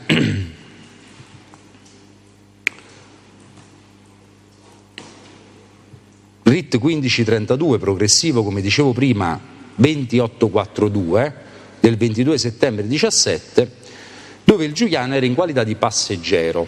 L'altra conversazione invece che poi attenziona alla procura, la 147-32 del 19 ottobre 17, dove il Giuliano non c'entra proprio, né risponde a telefono, né era presente tra i due colloquianti Vincenzo e Leone. Tant'è che poi la Corte di Cassazione, con sentenza alla sezione seconda, con sentenza 1463 del 2021, del 3 dicembre 2020, pubblicata anche sul sito Sentenze Online della Corte di Cassazione, rileva che non ci sono gli elementi per contestare l'estorsione al Giuliano, neanche precisa, neanche, sottolinea la Corte, da un punto di vista indiziario, figuriamoci probatorio. Perché io ho analizzato bene le dichiarazioni, nel corso del dibattimento il PM ha cercato di comprendere le reali situazioni verificate, ma purtroppo questi sono gli atti e non è emerso null'altro rispetto a quello che già c'era nell'indagine. Quindi la Corte di Cassazione vi precisa che neanche in via indiziaria si può contestare al Giuliano Giovanni il concorso nell'estorsione dell'auto Jaguar. Tant'è che, ritornando a quel sospeso che io facevo in ordine alla considerazione di chi era Giuliano Giovanni, è la stessa persona offesa che dice: guardate, Giuliano Giovanni non assume nessuna rilevanza, era un ragazzo che mi portava le mozzarelle e che a volte stava insieme a Vincenzo, lo accompagnava, ma non posso dire, questa è proprio la frase che ripete, non posso dire null'altro. E quindi noi diciamo che Giuliano sia concorrente in usura, in estorsione, in altre estorsioni, tentato estorsioni, riciclaggio, e la parte offesa non può dire null'altro. Io quando ho assistito ai processi di usura ed estorsione, la parte offesa, nei confronti anche del concorrente, ma ne aveva da dire, ma tante di cose. Invece qui ha da dire null'altro. Noi contestiamo l'estorsione. Tra l'altro, l'ipotesi molto particolare, che poi sarà questa motivazione che io esplicherò, sarà riportata per tutti gli ulteriori capi di imputazione, attiene in relazione all'aggravante del 628,3 numero 1, cioè le più persone riunite, che viene contestata su tutti i capi di imputazione, quindi la rilevo adesso per i capi 46, 48, 48, 49, 50 e 57. Quindi, comunque, dove tutti i capi dove è portata, dove è contestata tale aggravante.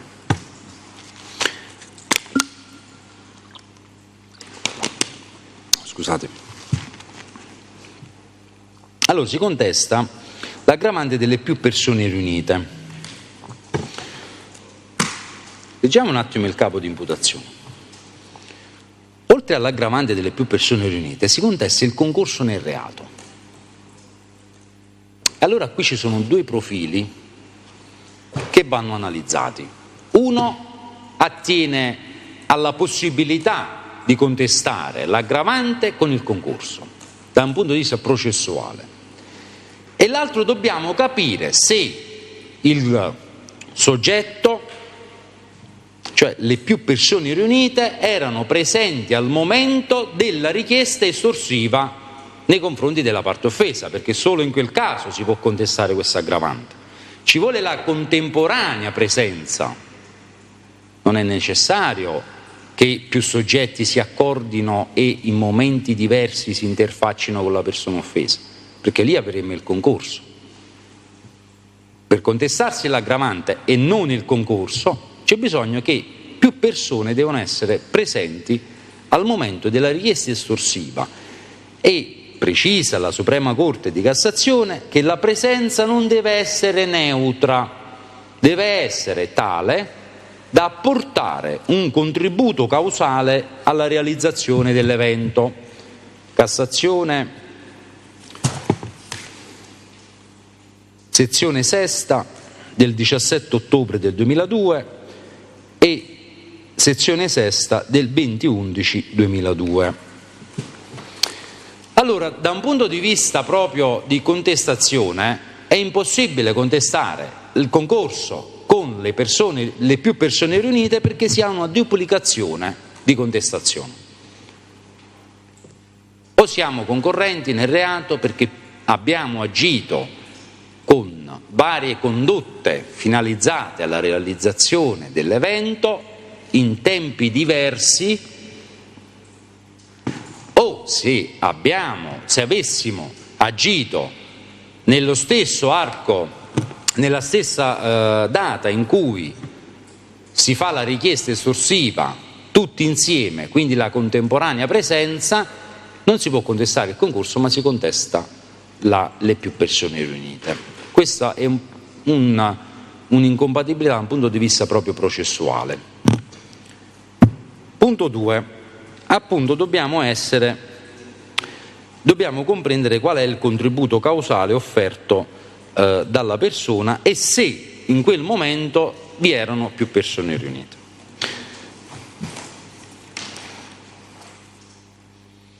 Allora, in tutte le ipotesi in cui appunto abbiamo analizzato, comprendiamo come o è il Giuliano ad interfacciarsi con Leone, quindi parliamo ad esempio del capo 49 dove viene chiesta del capo 50 dove viene chiesta la somma di 250 euro, anche lì viene contestata l'estorsione, l'aggravante. O parliamo dei casi in cui ad esempio la richiesta dell'auto, quindi qui stavamo discorrendo del capo attinente alla Jaguar non emerge in nessuna intercettazione, e né ce lo viene a dire la parte offesa, che al momento della richiesta dell'auto vi era la contemporanea presenza di più persone. Non emerge nemmeno che vi era Giuliano presente. Quindi noi abbiamo proprio un'impossibilità di contestare questa circostanza aggravante. Questo ci rinviene anche dalla sentenza delle sezioni unite, la 21837, del 29 marzo del 2012, dove si rileva che, appunto, che per integrare l'aggravante speciale delle più persone riunite nel delitto di estorsione è necessaria la contemporanea presenza delle più persone nel luogo e al momento, quindi non solo nel luogo, attenzione, sono due passaggi fondamentali, perché sull'altro reato era presente nel luogo, ma anche al momento in cui si parla di quel specifico fatto. Quindi essere presenti qui, ma non sentire ciò che si dice, non comporta la contestazione dell'aggravante.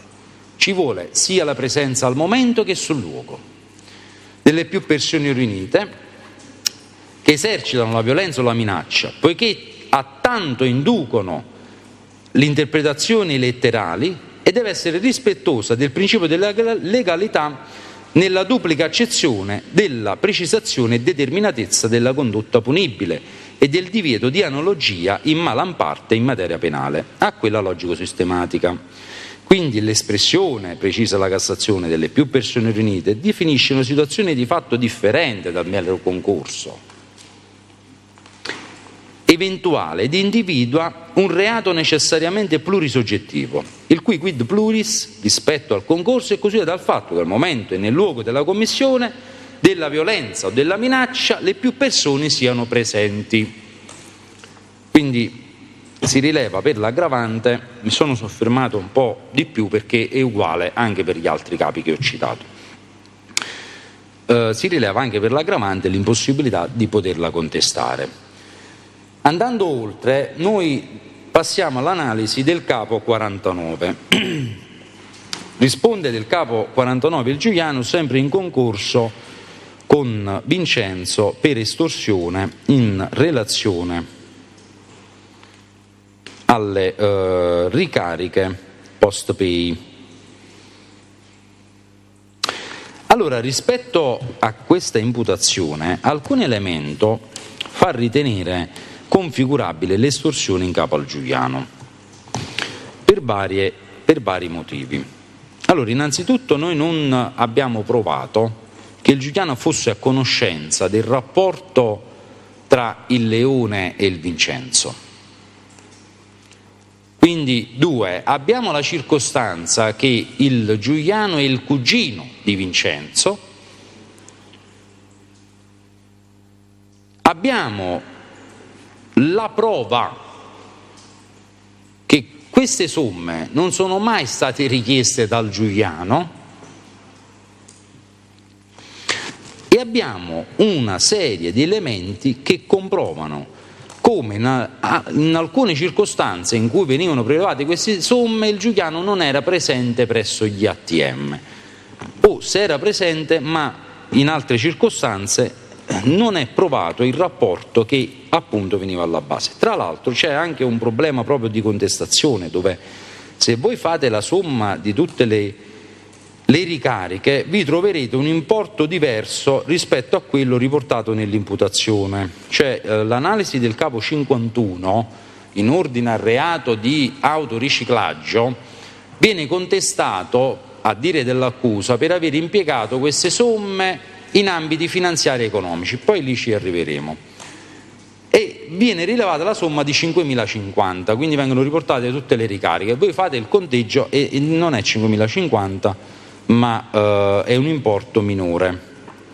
Tra l'altro il capo di imputazione parte dal 20 settembre del 2017, mentre la prima ricarica è del 18 settembre 2017, quindi abbiamo una ricarica precedente alla contestazione che non è mai stata contestata, però viene inserita nell'imputazione. Quindi Quindi la somma poi in totale poco fa di differenza, ma giusto per essere precisi è 4.050, non 5.050. Basta fare proprio una somma aritmetica delle ricariche per rendersi conto. Quindi noi abbiamo un'ipotesi in cui un cugino presta la PostePay all'altro cugino per ricevere una ricarica. Ma quante volte ognuno di noi da un proprio parente gli è stato chiesto: mi vuoi prestare la PostePay, mi vuoi prestare il telefono? Io non ci vedo nulla di male, cioè a prestarlo. Tra l'altro si trattano di poche operazioni, cioè non si tratta di operazioni infinite, si tratta di 7 operazioni. E proprio in funzione del fatto che tra Leone e Senese vi era un rapporto amicale, ricevere una ricarica sulla propria PostePay da parte di Leone per il Giuliano non rappresentava nessun elemento allarmante. Si vedevano un giorno sì, un giorno no, andavano a cena insieme, erano amici. Giuliano lo vedeva con la macchina a volte di Leone, vedeva Leone con la macchina di Senese. Poi ovviamente c'è da valutare questo elemento importantissimo da un punto di vista di elemento soggettivo nella commissione del reato, tant'è che poi il Giuliano non ha mai avuto interesse a queste somme e né le ha mai utilizzate.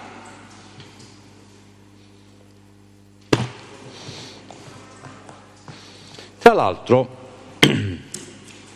al fine di comprendere se poi queste somme siano state effettivamente estorte, noi dobbiamo analizzare le due posizioni. E quindi, analizzato il Leone ci dice, a pagina 27, che queste ricariche venivano fatte senza che lo stesso avesse mai ricevuto una minaccia.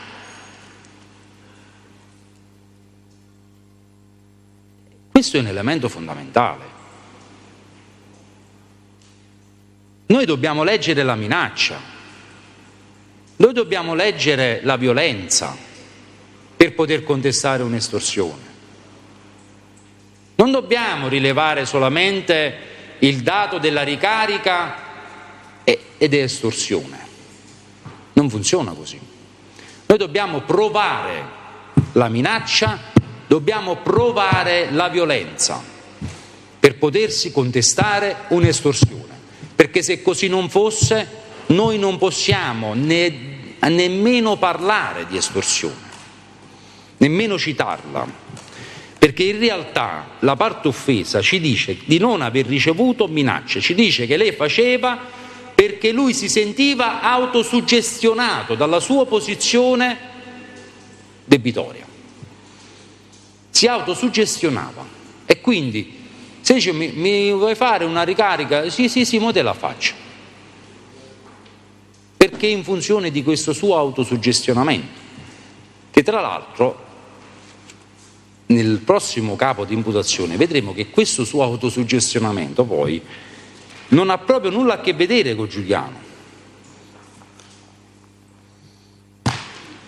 Infatti, ovviamente anche per il capo 49 valgono le stesse considerazioni per l'aggravante del 628,3 numero 1, dove appunto non abbiamo nessuna prova che il Giuliano e il Senese erano contemporaneamente presenti al momento della richiesta delle ricariche, tant'è che la stessa sarebbe avvenuta in alcune circostanze tramite telefono, da chiamate fatte da Vincenzo a Leone o viceversa, da Leone a Vincenzo, quindi la contemporanea presenza non si può avere.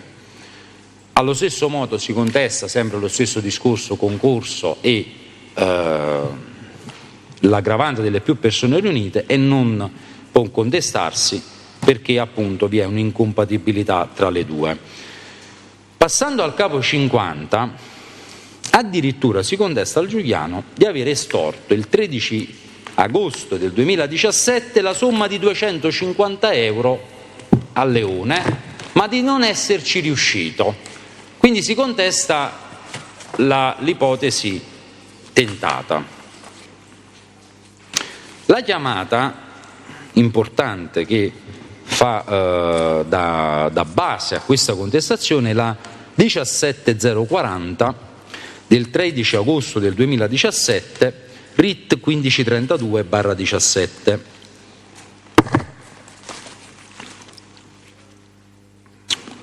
Allora, innanzitutto precisiamo che prima di passare all'analisi della chiamata, precisiamo che Leone, quando è stato sentito, oltre a non ricordare la somma, perché riferisce che mi sembra siano 1.000 euro, e quindi abbiamo una divergenza di contestazione, addirittura non ricordava l'episodio che la difesa l'ha dovuto sollecitare nel ricordare. Si ricorda quando era sulla barca in vacanza? E lui dice, tant'è che poi la difesa ha dovuto precisare anche il luogo per farlo ricordare, e lo stesso poi in seguito a questa precisazione ricorda l'aspetto della richiesta e dice sì, effettivamente mi ricordo, e quindi io dico, guardi, ma lei ha subito una violenza da parte del Giuliano il 13 agosto quando l'ha chiamata, cioè ha percepito un senso di violenza, di minaccia. Ci faccia comprendere questo aspetto, perché è importante. Dici, guardi, non mi ha mai minacciato.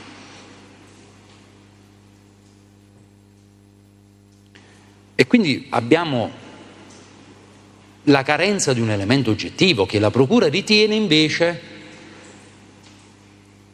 spostare sulla citazione "ho sentito Enzo". E quindi si dice, guarda che sentito Enzo è l'elemento in base al quale si sarebbe operata la violenza o la minaccia, come vogliamo definirla, perché io in realtà non la definirei in nessuno dei due modi, ma non per mia scelta difensiva, perché la difesa è stata tanto attenta ad andarsi a leggere la conversazione precedente,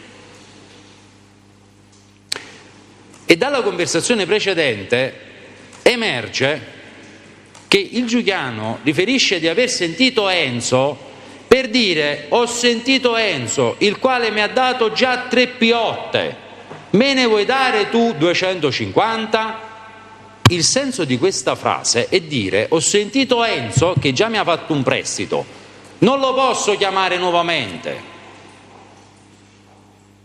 Per questo dice ho sentito Enzo, per dire non posso chiamare. Cioè, se io sono il cugino di Enzo e chiamo Leone, è logica la questione. Leone può dire: scusa, ma perché non chiami tuo cugino? E quindi quello implicitamente dice: ho sentito Enzo che già mi ha dato 300 euro, ma li ho finiti. Quindi, per dire, non lo posso più chiamare per dirgli di darmi qualche altra cosa di soldi, perché so a Ischia, me li vuoi prestare tu? Questo è il senso della telefonata, signori del Tribunale. Noi portiamo a processo persone per questa telefonata. Il senso, se noi ci calassimo nell'intercalare napoletano l'interpretazione della telefonata, appunto la rileviamo nel passo precedente. Come spesso accade, dalla mia esperienza, la giustificazione a una chiamata non si rileva quasi mai dalla chiamata stessa, ma dalla chiamata prima o dalla chiamata dopo. Quindi nel passo precedente appunto dice: ho sentito Enzo, il quale mi ha dato già 3 piotte, siccome le ho finite e volevo restare qualche altro giorno più a Ischia, mi presti tu 2,50? Questo è il senso di citare Enzo. Tant'è che la persona offesa questa minaccia non la percepisce proprio, perché si rifiuta. Ed allora noi possiamo ritenere qui 2 interpretazioni a questo rifiuto. Si rifiuta di dare i 250 euro e quindi affronta il soggetto richiedente, o si rifiuta e basta. In realtà si rifiuta di fornire questo prestito di 250 euro, che poi è stato chiarito dal Leone. E quindi uno ci si aspetta, dice aspetta, allora leggiamo tutta la conversazione fino all'ultimo, giusto che comprendiamo se io sono un soggetto, ipoteticamente appunto, se un soggetto è l'estorsore e un altro la vittima, il rifiuto della vittima fa sorgere un dubbio, che la vittima dovrebbe essere incazzata per la richiesta. E infatti noi leggiamo dalla captazione che appunto il Leone era talmente arrabbiato che quando si salutano dice ciao ciao amico mio.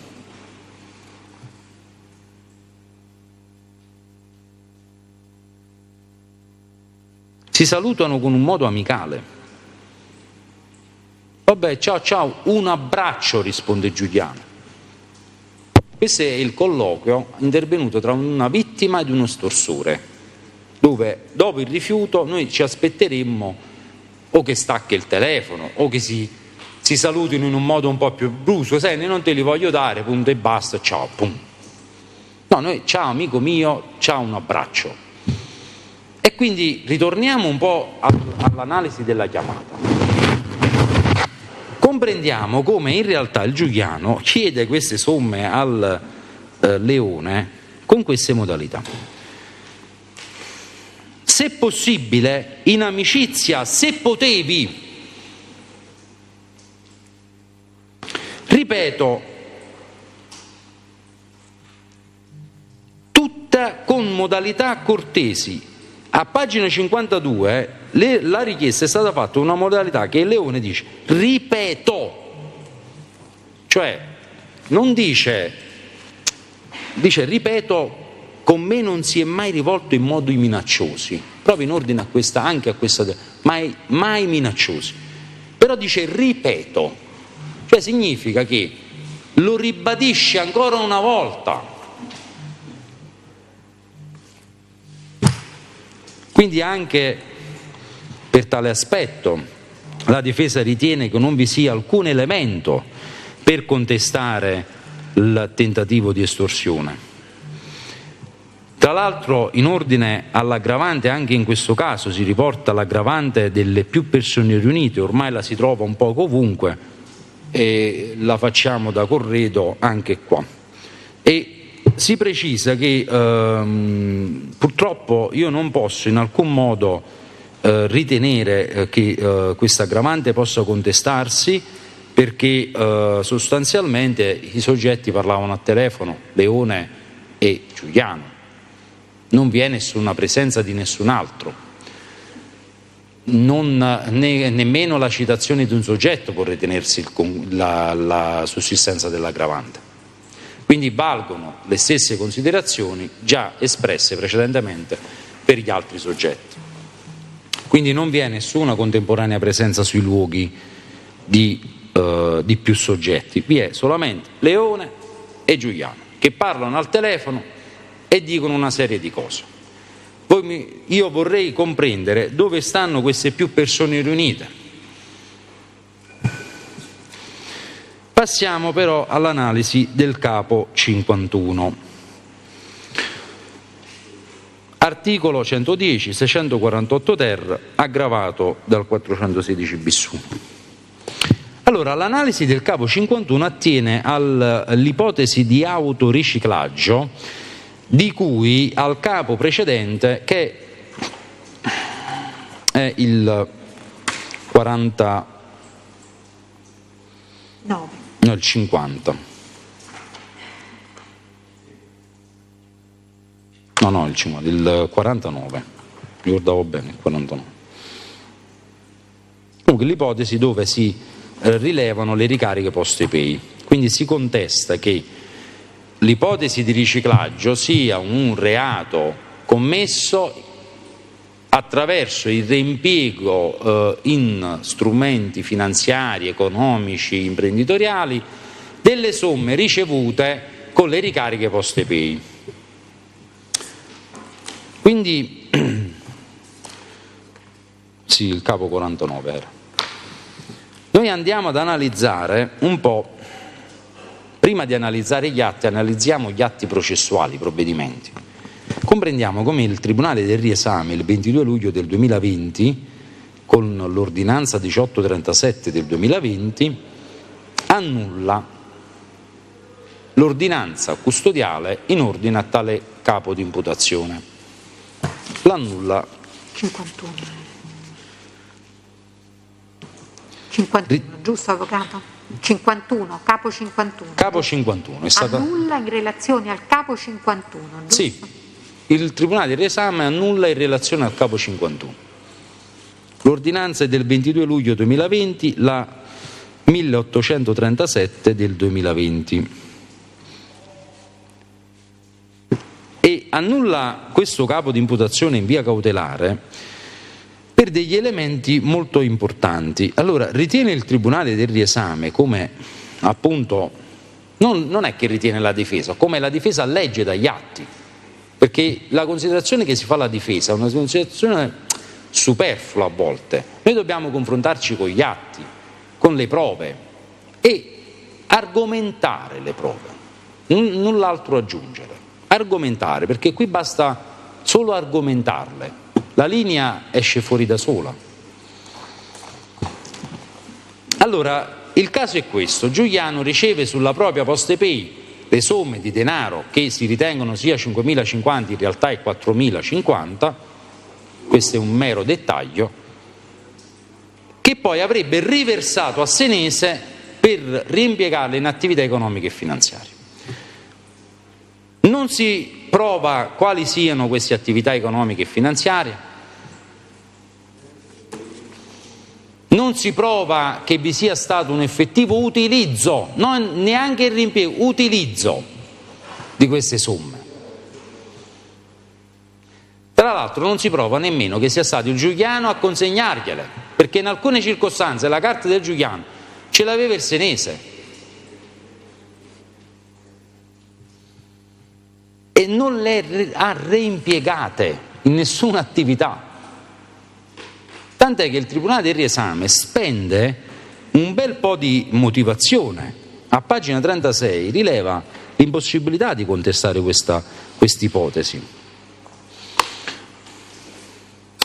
Appunto, la norma impone che vi sia l'utilizzo di queste somme in attività economiche, finanziarie e speculative, tese ad ostacolare la provenienza illecita del denaro. Allora noi ci dobbiamo confrontare con due dati oggettivi della norma. Uno è l'utilizzo in queste attività economiche, finanziarie e quant'altro. Due è la finalità di ostacolare la provenienza. Quindi io, per ostacolare la provenienza, mi faccio fare un bel bonifico. Così risulta dall'estratto conto, ovviamente. E appunto sembra paradossale che per ostacolare la provenienza si lascia traccia del denaro. La Cassazione è intervenuta in questo aspetto e dice che è impossibile contestare il 648 ter nel caso in cui le somme siano confluite su conti correnti, perché vi è tracciabilità piena, costante nel tempo, rilevabile dagli archivi per anni e anni. Quale ostacolo esiste? E neanche questo è dato sapersi. Quindi noi abbiamo da un lato l'impossibilità di contestarla perché non vi è stata nessuna attività finanziaria e quant'altro, dall'altro abbiamo a che fare con una tracciabilità dell'operazione, tant'è che il PM la contesta nell'imputazione perché l'APG va a prendere gli estratti conto della PostePay, altrimenti l'APG non l'avrebbe mai scoperta questa operazione, ma la vede perché prende l'estratto conto. Quindi è la prova provata che non vi è stata nessuna nessuna tentativo neanche nella forma di voler ostacolare la ricerca della provenienza delittuosa di questo denaro.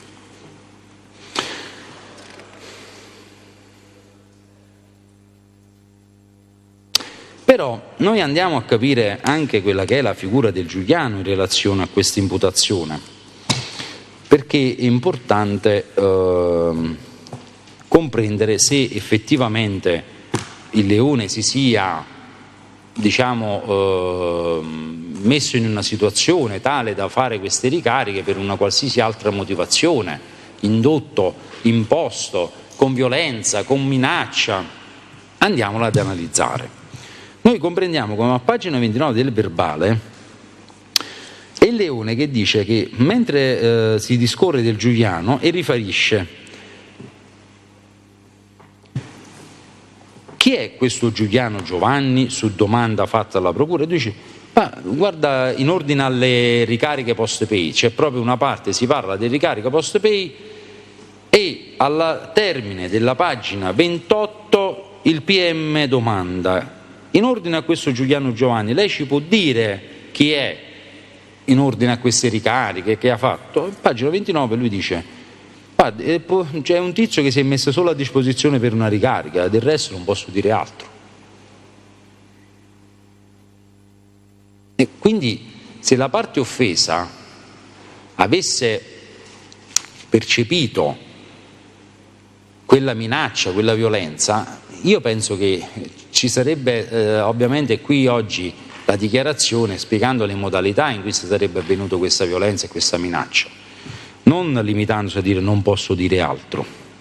Tra l'altro è proprio il Giuliano che lo spiega nel verbale del 22 giugno 2021, dove rileva appunto le proprie dichiarazioni. Tra l'altro dobbiamo sempre relazionarci al fatto che il Giuliano era distante, come riferito nel verbale del 17 marzo 2021, pagina 69. E quindi noi dobbiamo adesso inglobare questo capo di imputazione, confrontarlo con tutto il materiale probatorio e comprendere se effettivamente è possibile contestare l'autoriciclaggio. Ma dobbiamo anche farlo facendo riferimento a quelli che sono i precedenti giurisprudenziali, perché appunto, come dicevo prima, la Cassazione, la sezione seconda, con la sentenza 33074 del 2016, precisa che non può contestarsi l'ipotesi di autoriciclaggio nel caso vi sia un versamento di somme in un conto corrente, ovvero carta prepagata, non essendo tale attività economica e né finanziaria, non essendovi una condotta che abbia un effetto dissimulatorio e di concreto nascondimento. Chiusa. La norma l'ha inquadrata in tutti i suoi elementi oggettivi ed è impossibile contestarla quando si tratta di un conto corrente. Figuratevi se addirittura la persona offesa non ha mai ricevuto minacce.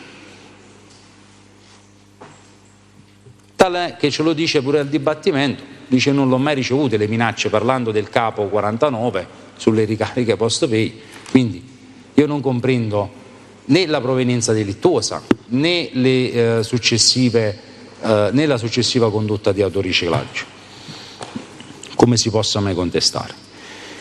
Passiamo adesso all'ultimo capo, che è il capo 57. A mio avviso, sul capo 57 vi è proprio un'impossibilità di contestazione, cioè un reato impossibile. In questo caso sussiste proprio un'ipotesi di reato impossibile. Si contesta al Giuliano di essersi attivato allorquando il Leone Antonio si sarebbe reso irreperibile per effettuare ricerche per conto di Vincenzo Senese a seguito di un mirato rintraccio presso l'abitazione del Leone, intercettando fisicamente la fidanzata Morgantini Carla, tentando il rintraccio presso i familiari e i luoghi di lavoro, giungendo infine ad individuare, tramite ignoti informatori, anche il luogo di ricovero ospedaliero. Cioè, noi parliamo di una condotta che ha delle sfaccettature abbastanza precise ed è supportata invece da solo 2 chiamate. Cioè, ci si aspetta quindi di comprendere come si sia addivenuti a effettuare questo rintraccio presso l'abitazione. Esiste un appostamento di PG che ha visto il Giuliano presso l'abitazione, esiste un'acquisizione di celle che ha visto il Giuliano presso l'abitazione, intercettando fisicamente la fidanzata, la Morgantini Carla, esiste un accertamento che va a dire che Giuliano abbia intercettato la Morgantini Carla, esiste un'intercettazione, esiste un appostamento, una dichiarazione, nulla. La Morgantini qua non lo cita proprio a Giuliano. Tentando il rintraccio presso familiari e luoghi di lavoro, giungendo infine ad individuare l'ospedale. Cioè, come si è compreso tutto questo da 2 telefonate, che tra l'altro una attiene a tale Roberto, la numero 46881, dove, interloquendo il Giuliano e il Brancaccio, fanno riferimento ad un tale Roberto.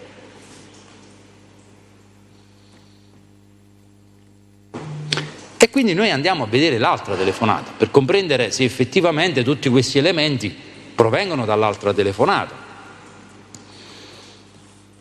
E sempre in riferimento a tale Roberto, nella chiamata 47810, RIT 1532, anche la precedente era RIT 1532, questa qui è del 5 giugno 18, quella precedente era del 1 giugno 18, intervenuta tra Giuliano e Gregorini, si rileva che in riferimento a questa ricerca il Giuliano non ha proprio preso parte. E allora da quale elemento si deduce tutta questa attività?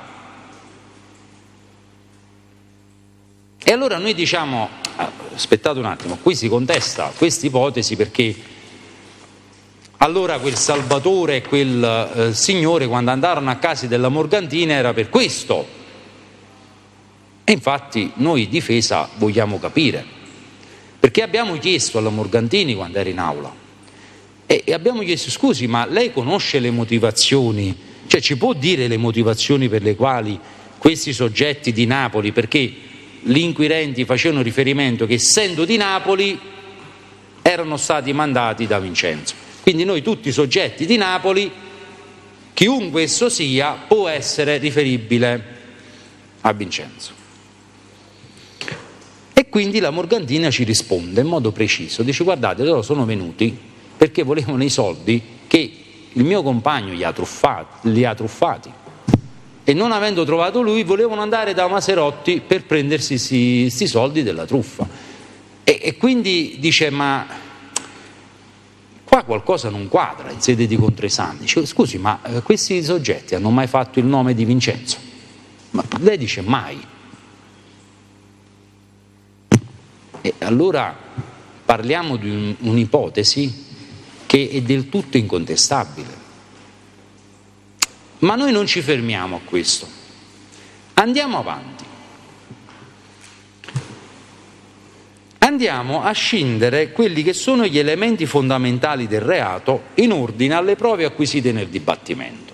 Vediamo se in questo contenitore ci entra questo materiale. E comprendiamo come il Leone Antonio e né chiunque esso sia vicino a lui, ovvero la Morgantini Carla, sono mai stati informati di questa ipotetica minaccia. Il Leone Antonio non è stato mai avvisato, non è stato mai rintracciato.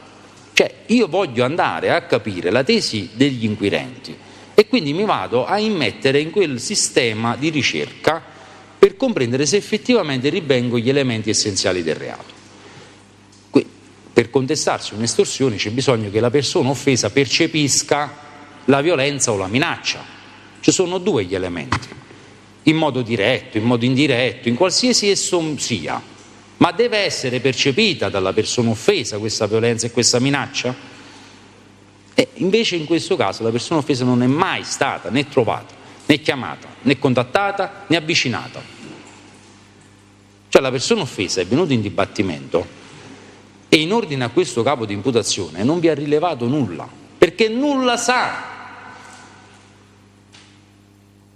E neanche la Morgantini, l'altro teste, cioè la compagna, perché quei soggetti che sono venuti erano per tutt'altro.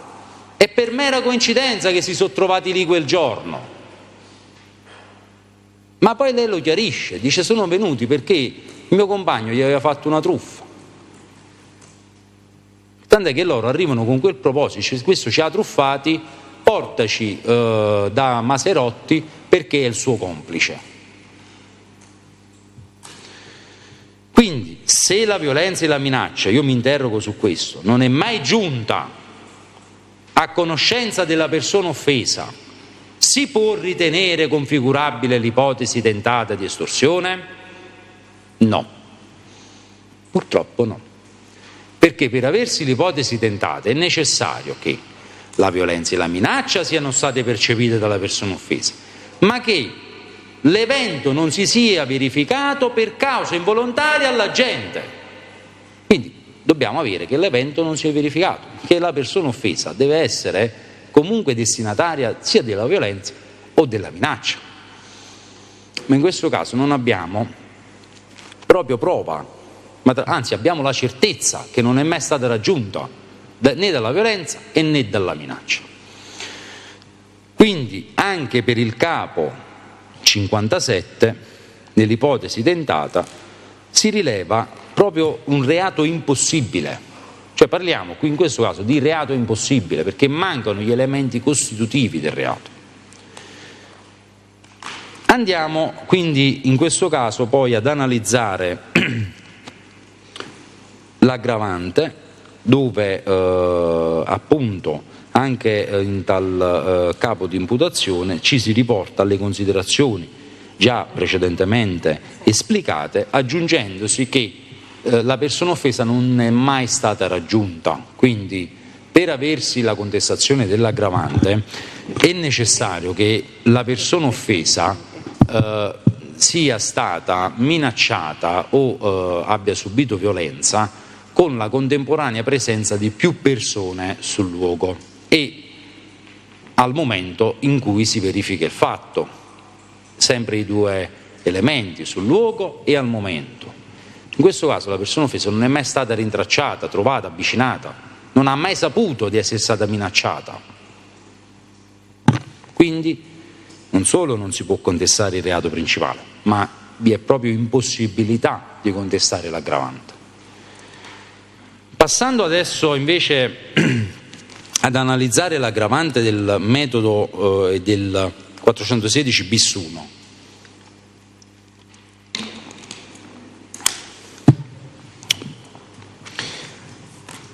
Allora, in altre parole, questa aggravante ha subito un po' delle scremature giudiziarie già dall'inizio, tant'è che il riesame l'annullava sotto la forma soggettiva. Vabbè, ma noi comunque può contestarsi nuovamente qualora emergono nuovi elementi successivamente, ma non è emerso un benché comunque. Allora andiamo a discorrere dell'ipotesi aggravata per tutti i capi di imputazione 46, 48, 49, 50, 51 e 57, di cui all'articolo 416 bis 1 del Codice Penale. Allora, l'aggravante viene contestata sotto due modalità. La prima modalità è quella agevolatrice di un'associazione di stampo, associazione camorristica. La seconda è quella di aver utilizzato un metodo mafioso. Il Tribunale lo insegna, sono le due modalità di contestazione di questa aggravante. Allora noi andiamo a vedere qual è questa associazione che abbiamo attraverso queste condotte agevolato.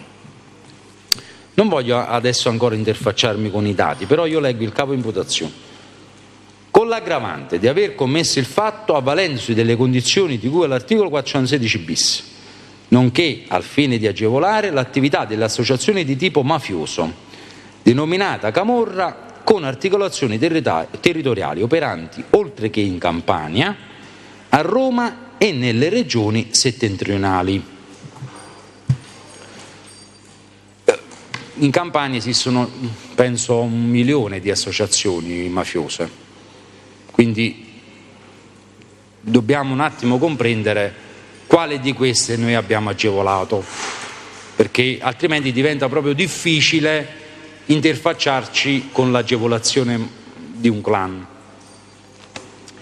Però la cosa particolare che a me incuriosisce è che poi in sede di requisitoria noi abbiamo parlato di una famiglia, ma non si sa se per famiglia intendiamo il senso tecnico o il senso giudiziario, perché si è parlato di una famiglia senese e si è parlato di una famiglia senese che tuttavia, se così fosse, doveva essere contestata nel capo di imputazione. Quindi io dovevo leggere un clan capeggiato dalla famiglia senese facente capo a Pinco Pallino. E allora noi avevamo dei dettati ben individuati per la contestazione. Ma perché non si contesta e poi si fa riferimento ad una famiglia senese? Se l'indagine è stata condotta dagli inquirenti sin dall'inizio in 4 anni di attività investigativa e si ritiene che si sia agevolato questo ipotetico clan senese, perché non lo si scrive qui dentro? E poi dopo ci si viene a parlare di famiglia senese?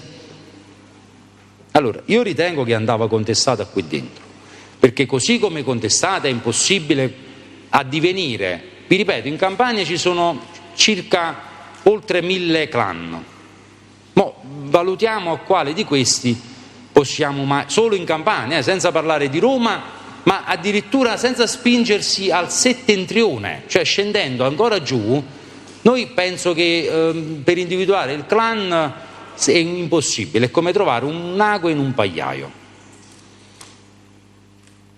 Ma questo non lo dico per conoscenza, perché studio le vicende giudiziarie. Negli anni ne sono sempre stato appassionato. E allora noi abbiamo già una difficoltà iniziale che già il riesame rileva in prima battuta, dice no, non funziona così. Non funziona proprio così, perché voi dovete contestare specificamente il clan di riferimento, l'organizzazione criminale, quindi l'organigramma del clan e i soggetti che lo rappresentano, per capire come si è agevolata questa attività. Ed infatti questa interpretazione fornita dal Tribunale, che poi ovviamente è quella anche della Suprema Corte maggioritaria, trova fondamento in un'altra deduzione logica. Cioè, se Tizio agevola Caio e Caio è il facente parte di un clan, un affiliato, la condotta è aggravata dall'articolo 7? No, non è aggravata, perché agevolare una sola persona non comporta l'aggravante dell'articolo 7. È necessario che la persona abbia conoscenza diretta, 1, dell'esistenza di un clan, 2, che la persona faccia parte di un clan, 3, della volontà di voler agevolare quel clan tramite la persona, perché diversamente noi abbiamo un'agevolazione ad una persona, non ad un clan, che è tutt'altro. Quindi tutto questo noi non l'abbiamo, e confrontandoci con la sentenza delle sezioni unite, la 8545 del 2020, noi dobbiamo ritenere obbligatoriamente l'inesistenza dell'aggravante dell'agevolazione mafiosa per tutti i capi di imputazione, perché non ci sono i minimi elementi essenziali per potersi dire contestate. Tant'è che noi abbiamo assistito ad una un'integrazione probatoria forzosa di voler dimostrare l'indimostrabile. Cioè, abbiamo sentito tutta una serie di collaboratori di giustizia che si sono interfacciati all'epoca della faida Giuliano e quant'altri. Scusate, ma noi parliamo degli anni 80, 90. I collaboratori hanno riferito su vicende becchissime, per le quali questo fantomatico, ipotetico clan è stato giudizialmente accertato con dichiarazione di assoluzione. Quindi non esiste. Adesso dobbiamo fare una valutazione, il Tribunale deve fare una valutazione. Può la dichiarazione del collaboratore che riferisce su fatti precedenti, giudicati in una sentenza di assoluzione, sull'associazione tra l'altro, è stato assolti, poi essere utilizzata per contestare la successiva aggravante per fatti avvenuti 30 anni dopo?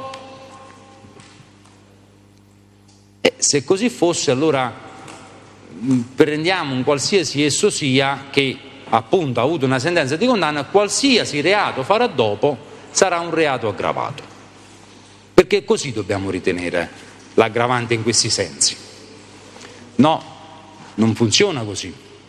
La Cassazione ce lo dice in modo preciso: non può utilizzarsi quella dichiarazione necessaria, un'ulteriore dichiarazione su fatti successivi che comprovano l'esistenza di questo clan o quantomeno l'operatività di questo clan. Vabbè, ma a noi non interessa che il clan deve essere per forza giudizialmente accertato, può anche non essere giudizialmente accertato. E allora noi leggiamo le dichiarazioni dei collaboratori.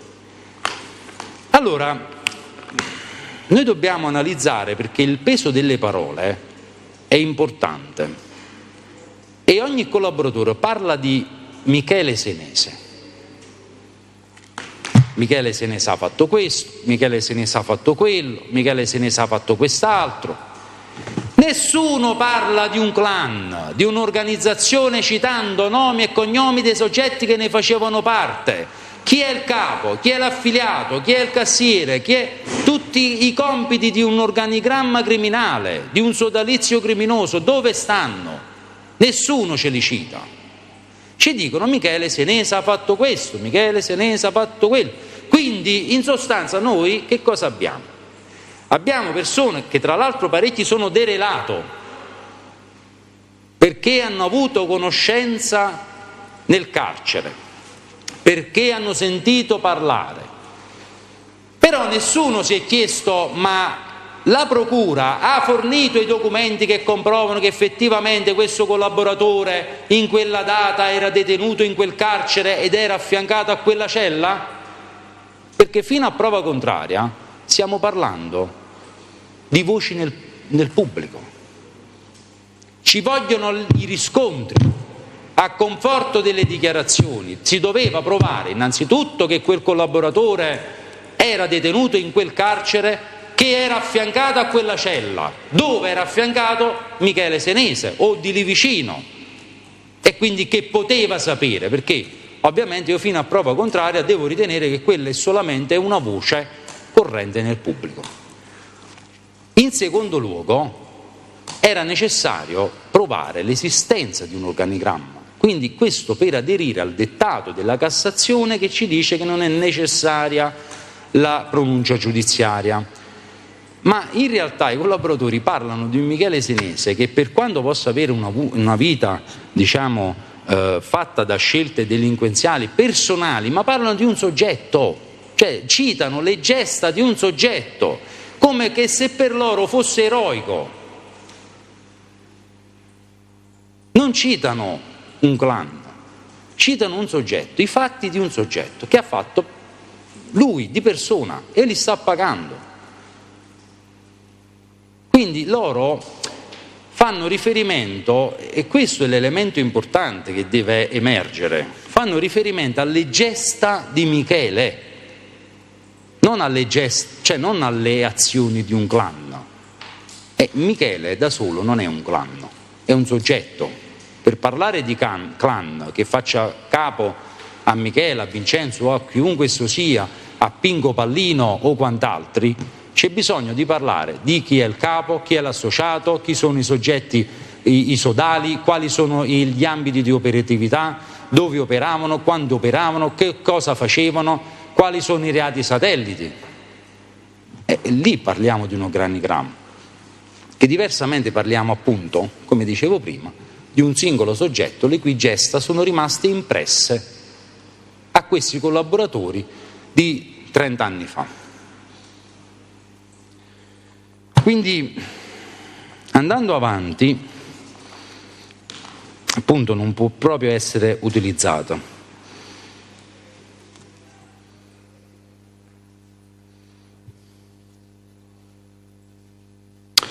Infatti, oltre alla sentenza delle sezioni unite,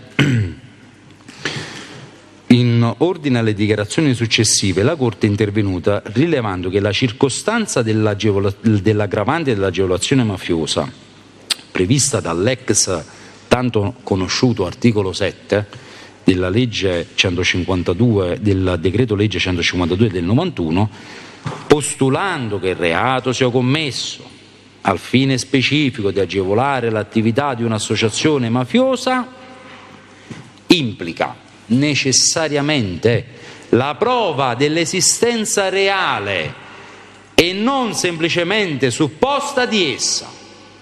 Qui stiamo semplicemente supponendo. Cassazione 1738 del 14 novembre del 2018. Da un lato non abbiamo provvedimenti giudiziari, dall'altro abbiamo collaboratori che parlano di un singolo soggetto in base al quale ha fatto delle attività singolarmente come persona che sta pagando. Quindi dall'altro non abbiamo, come ho detto prima, nessun organigramma associativo e non si sa neanche quale di queste associazioni del Settentrione, della Campania o di Roma il soggetto qui Giuliano ha potuto mai agevolare. Passando invece adesso al metodo mafioso, qui è bella la questione, perché io ho cercato di giustificare questo metodo mafioso sia analizzando un po' le condotte dei concorrenti, quindi per capire se appunto il concorso del soggetto nel reato, il contributo causale alla realizzazione dell'evento potesse essere appunto stato oggetto di un'ulteriore commissione, quindi vediamo un po'. E andiamo a pagina 12 del verbale, dice il Leone, dice parlando del Vincenzo Senese, dice di non aver mai ricevuto minacce. Non me lo disse con fare minaccioso, non me lo disse con fare minaccioso. Ma dice, vabbè, può essere che sia stata solo quell'ipotesi, quindi noi andiamo un poco più avanti, leggiamo pagina 31. Dice, ma scusi, lei questa post-pay poi a Vincenzo Senese perché gliel'ha data? Ma non l'ho chiesto io in qualità di difesa, l'ha chiesta la procura. Perché ci si interroga? Nel momento in cui lui dice non mi ha mai minacciato, dice perché gliel'ha data? Il Leone risponde e dice non ricordo, ma l'abbiamo accordata insieme, insomma non è stata un'imposizione, abbiamo fatto così per fare una cosa un po' più smart.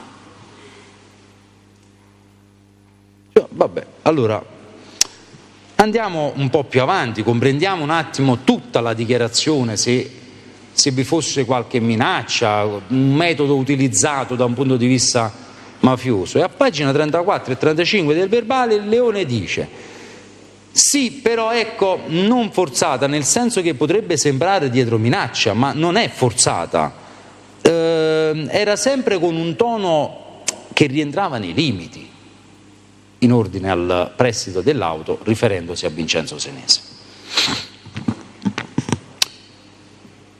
E allora, a pagina 52 si estende tale dichiarazione del Leone anche nei confronti del Giuliano, e a domanda se il signor Giuliano nei suoi confronti è mai stato scortese, lui risponde mai.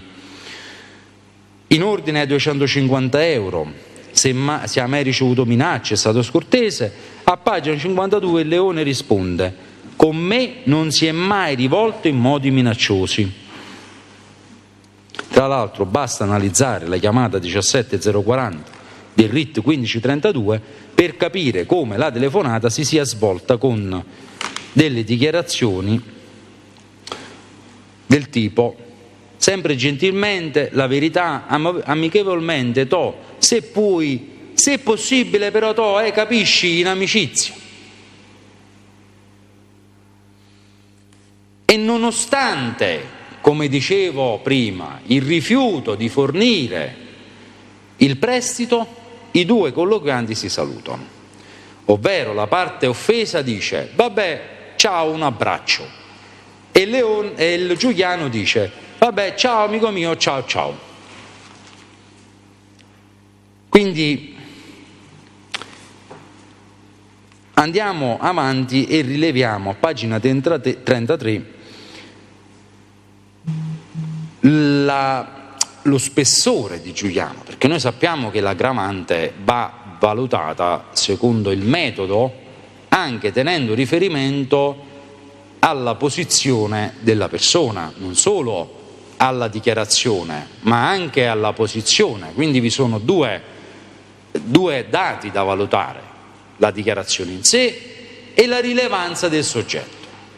Cioè noi dobbiamo quindi valutare se il Giuliano avesse una rilevanza agli occhi della parte offesa, per comprendere se è possibile contestare l'aggravante. E a pagina 33 del verbale, a specifica domanda, Leone risponde, specifica domanda che è questa: lei rapporti diretti con questo Giovanni, diciamo mozzarellari, ne ha avuti? Leone risponde: sì, ma telefonici, verbali niente, nulla di particolare. Posso sostenere sì che era una persona che stava con Vincenzo, però non avesse una rilevanza. Insomma, ecco una rilevanza solo come persona. E allora di che cosa discorriamo? Discorriamo di un soggetto, uno, che non ha mai fatto minacce, perché questo è un dato importante. Parecchi vanno a interpretare la dichiarazione, dice vabbè, ma è una minaccia larvata. No, se tu mi dici che è minaccia larvata, mi devi provare lo spessore criminale del soggetto che la proferisce. E se questo spessore non c'è, perché la parte offesa dice no, non aveva nessuna rilevanza, non è nessuna minaccia, non c'è mai stato un metodo mafioso. Quindi, in sostanza, concludo rilevando anche per tutti i capi di imputazione, oltre all'eccezione di inutilizzabilità e all'eccezione in ordine alla personalità del Leone, in ordine alla attendibilità delle dichiarazioni rese, per aver ovviamente avuto tutta la possibilità, disponibilità di ascoltare le dichiarazioni degli altri e quindi comprendere tutte le attività processuali, io concludo che il Giuliano Giovanni deve essere assolto dai capi 46, 48, 49, 50, 51, 57 e da tutte le aggravanti, così come contestate, ai sensi dell'articolo 530, comma 1 e 2. E non devo esplicare ancora qualche altri pochi minuti. È ovvio che io sarei portato a non richiedere alcuna subordinata, perché ho studiato questo processo nei meandri di ogni singola parte e non mi sono più convinto, ma ho cercato gli elementi oggettivi. Però per mero, scrupolo difensivo, io vi devo far presente che voi dovete giudicare un soggetto che ha sempre esperito un'attività lavorativa, così come comprovato appunto da documentazione acquisita anche in sede cautelare, ha sempre ha conseguito un titolo, un diploma. Quindi discorriamo di un soggetto che ha una determinata qualificazione da un punto di vista accademico, di un soggetto che non ha sul proprio conto specifici riferimenti su reati collegati alla criminalità o quanti altri reati, avendo solamente un reato bagattellare a carico. Discorriamo di un soggetto che avrebbe esperito la sua attività circoscritta unicamente all'inconsapevole prestito di una post pay e di un telefono. Questo discorriamo, che si accompagnava con Vincenzo Senese solamente perché erano appassionati di palestra, e è ovvio che Vincenzo Senese si può vedere con un amico, ci si saluta, null'altro, e che ovviamente uscivano insieme a volte per attività ludiche e non attinenti ad alcun reato contestato. Discorriamo di un soggetto che avrebbe esplicato la propria condotta nell'arco circoscritto di quell'anno, e dato importante, attenzione, che la condotta al Giuliano termina il 1° giugno del 2018. Il Giuliano è stato arrestato il 13 luglio del 2020. Noi dal 2018 al 2020, cioè circa 2 anni, non vi è nessun altro dato che comprova che Giuliano si sia frequentato con soggetti facenti parte di questo processo, abbia commesso altri reati, abbia commesso qualche altra infrazione. Non ci sono dati del genere. La condotta di Giuliano si ferma a giugno 18. È stato arrestato, cioè sottoposto a misura in questo processo, il 13 luglio del 2020. Quindi abbiamo un arco temporale di libertà che vi dovrà indurre a valutare che se lo stesso avesse voluto commettere futuri reati, l'avrebbe fatto. Per non farlo vuol dire che si asterrà dal commettere altri. Questo è un elemento importante e valutativo ai sensi dell'articolo 133. Ovviamente dobbiamo anche valutare ulteriori aspetti. Quella che è la dichiarazione fornita dal Giuliano Giovanni all'udienza del 22 giugno, lui rileva di aver sempre avuto un sogno di aprire un B&B a Ischia, quindi è un soggetto che ha dimostrato sempre di avere un'inclinazione all'attività lavorativa, tant'è che lui quando era a Roma vendeva prodotti caseari. Quando è stato arrestato stava lavorando, stava andando a prendere gli oli esausti per alcuni ristoranti con i quali aveva iniziato una collaborazione per poter mettere da parte qualcosa di soldi e aprirsi un B&B. Infatti stava lavorando quando è stato arrestato. Quindi noi discorriamo e voi dovete valutare un soggetto che, appunto, come abbiamo prima detto, ha degli elementi positivi a suo carico che certamente dovranno indurre il Tribunale a quantificare in via subordinata, unicamente in via subordinata, una pena quanto più contenuta ai limiti edittali, un minimo aumento per il concorso tra ovviamente le varie fattispecie di reato e un minimo aumento per le aggravanti ove ovviamente si ritenessero sussistenti, addivenendo ad una pena contenuta nei minimi edittali con un riconoscimento anche delle attenuanti nella massima estensione. Va bene? Grazie. Bene, grazie a lei, avvocato.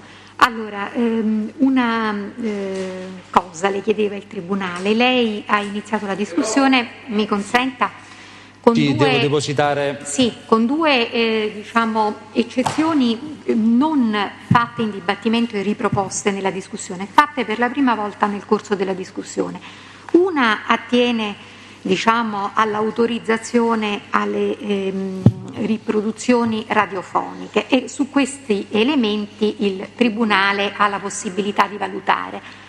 L'altra invece attiene alla inutilizzabilità dell'attività captativa e di quanto ad essa connessa in forza di una mancata iscrizione del suo assistito al modello 21 e di un'assenza di provvedimenti che autorizzerebbero la proroga, e questo cortesemente dovrebbe mettercelo a disposizione perché ha fatto riferimento a degli atti specifici sì, infatti che il Tribunale esibisco. non ha. Perfetto.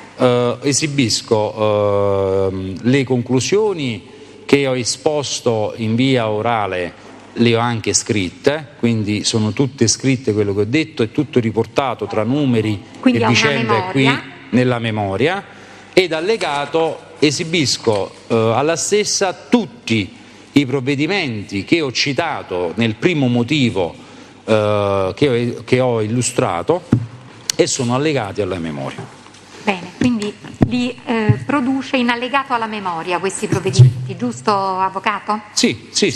Presidente, naturalmente se il Tribunale ha bisogno di altri atti da parte nostra, può chiedere, insomma, nel senso... Vedrà il pubblico ministero se alla luce degli atti prodotti ritiene di doverne produrre altri in relazione a questa specifica eccezione. Sì, adesso non li ho visti, però dico, siccome il Tribunale ha chiesto al difensore se il Tribunale ha bisogno di ulteriori... ma noi non sappiamo quello che c'è e quello che non c'è, quindi sono le parti che dovranno mettercelo a disposizione di loro iniziativa. Detto questo, quindi lei poi vedrà, pubblico ministero, la memoria e verificherà quello che ritiene insomma di voler documentare se del caso.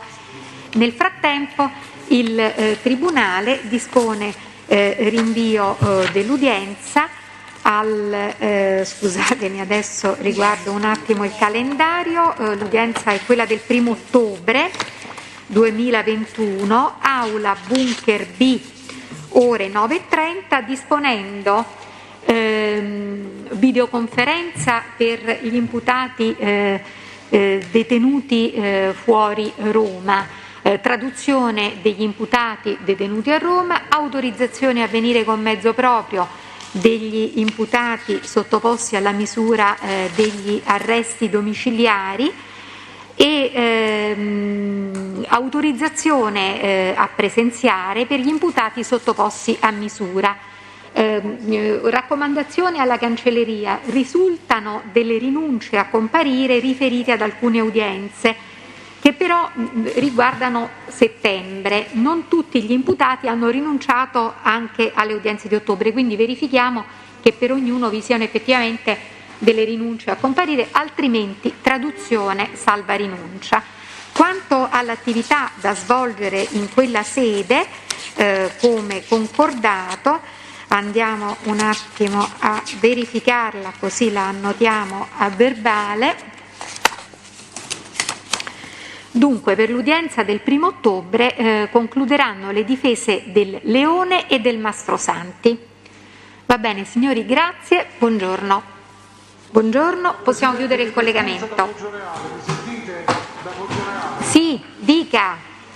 Giuliano vuole parlare col suo avvocato? Sì, gentilissima, grazie. Prego, lo mettiamo in contatto. Signor Presidente, la data del rinvio, quindi 1° ottobre, ore 9:30, aula Bunker B. Grazie e buona giornata a tutti.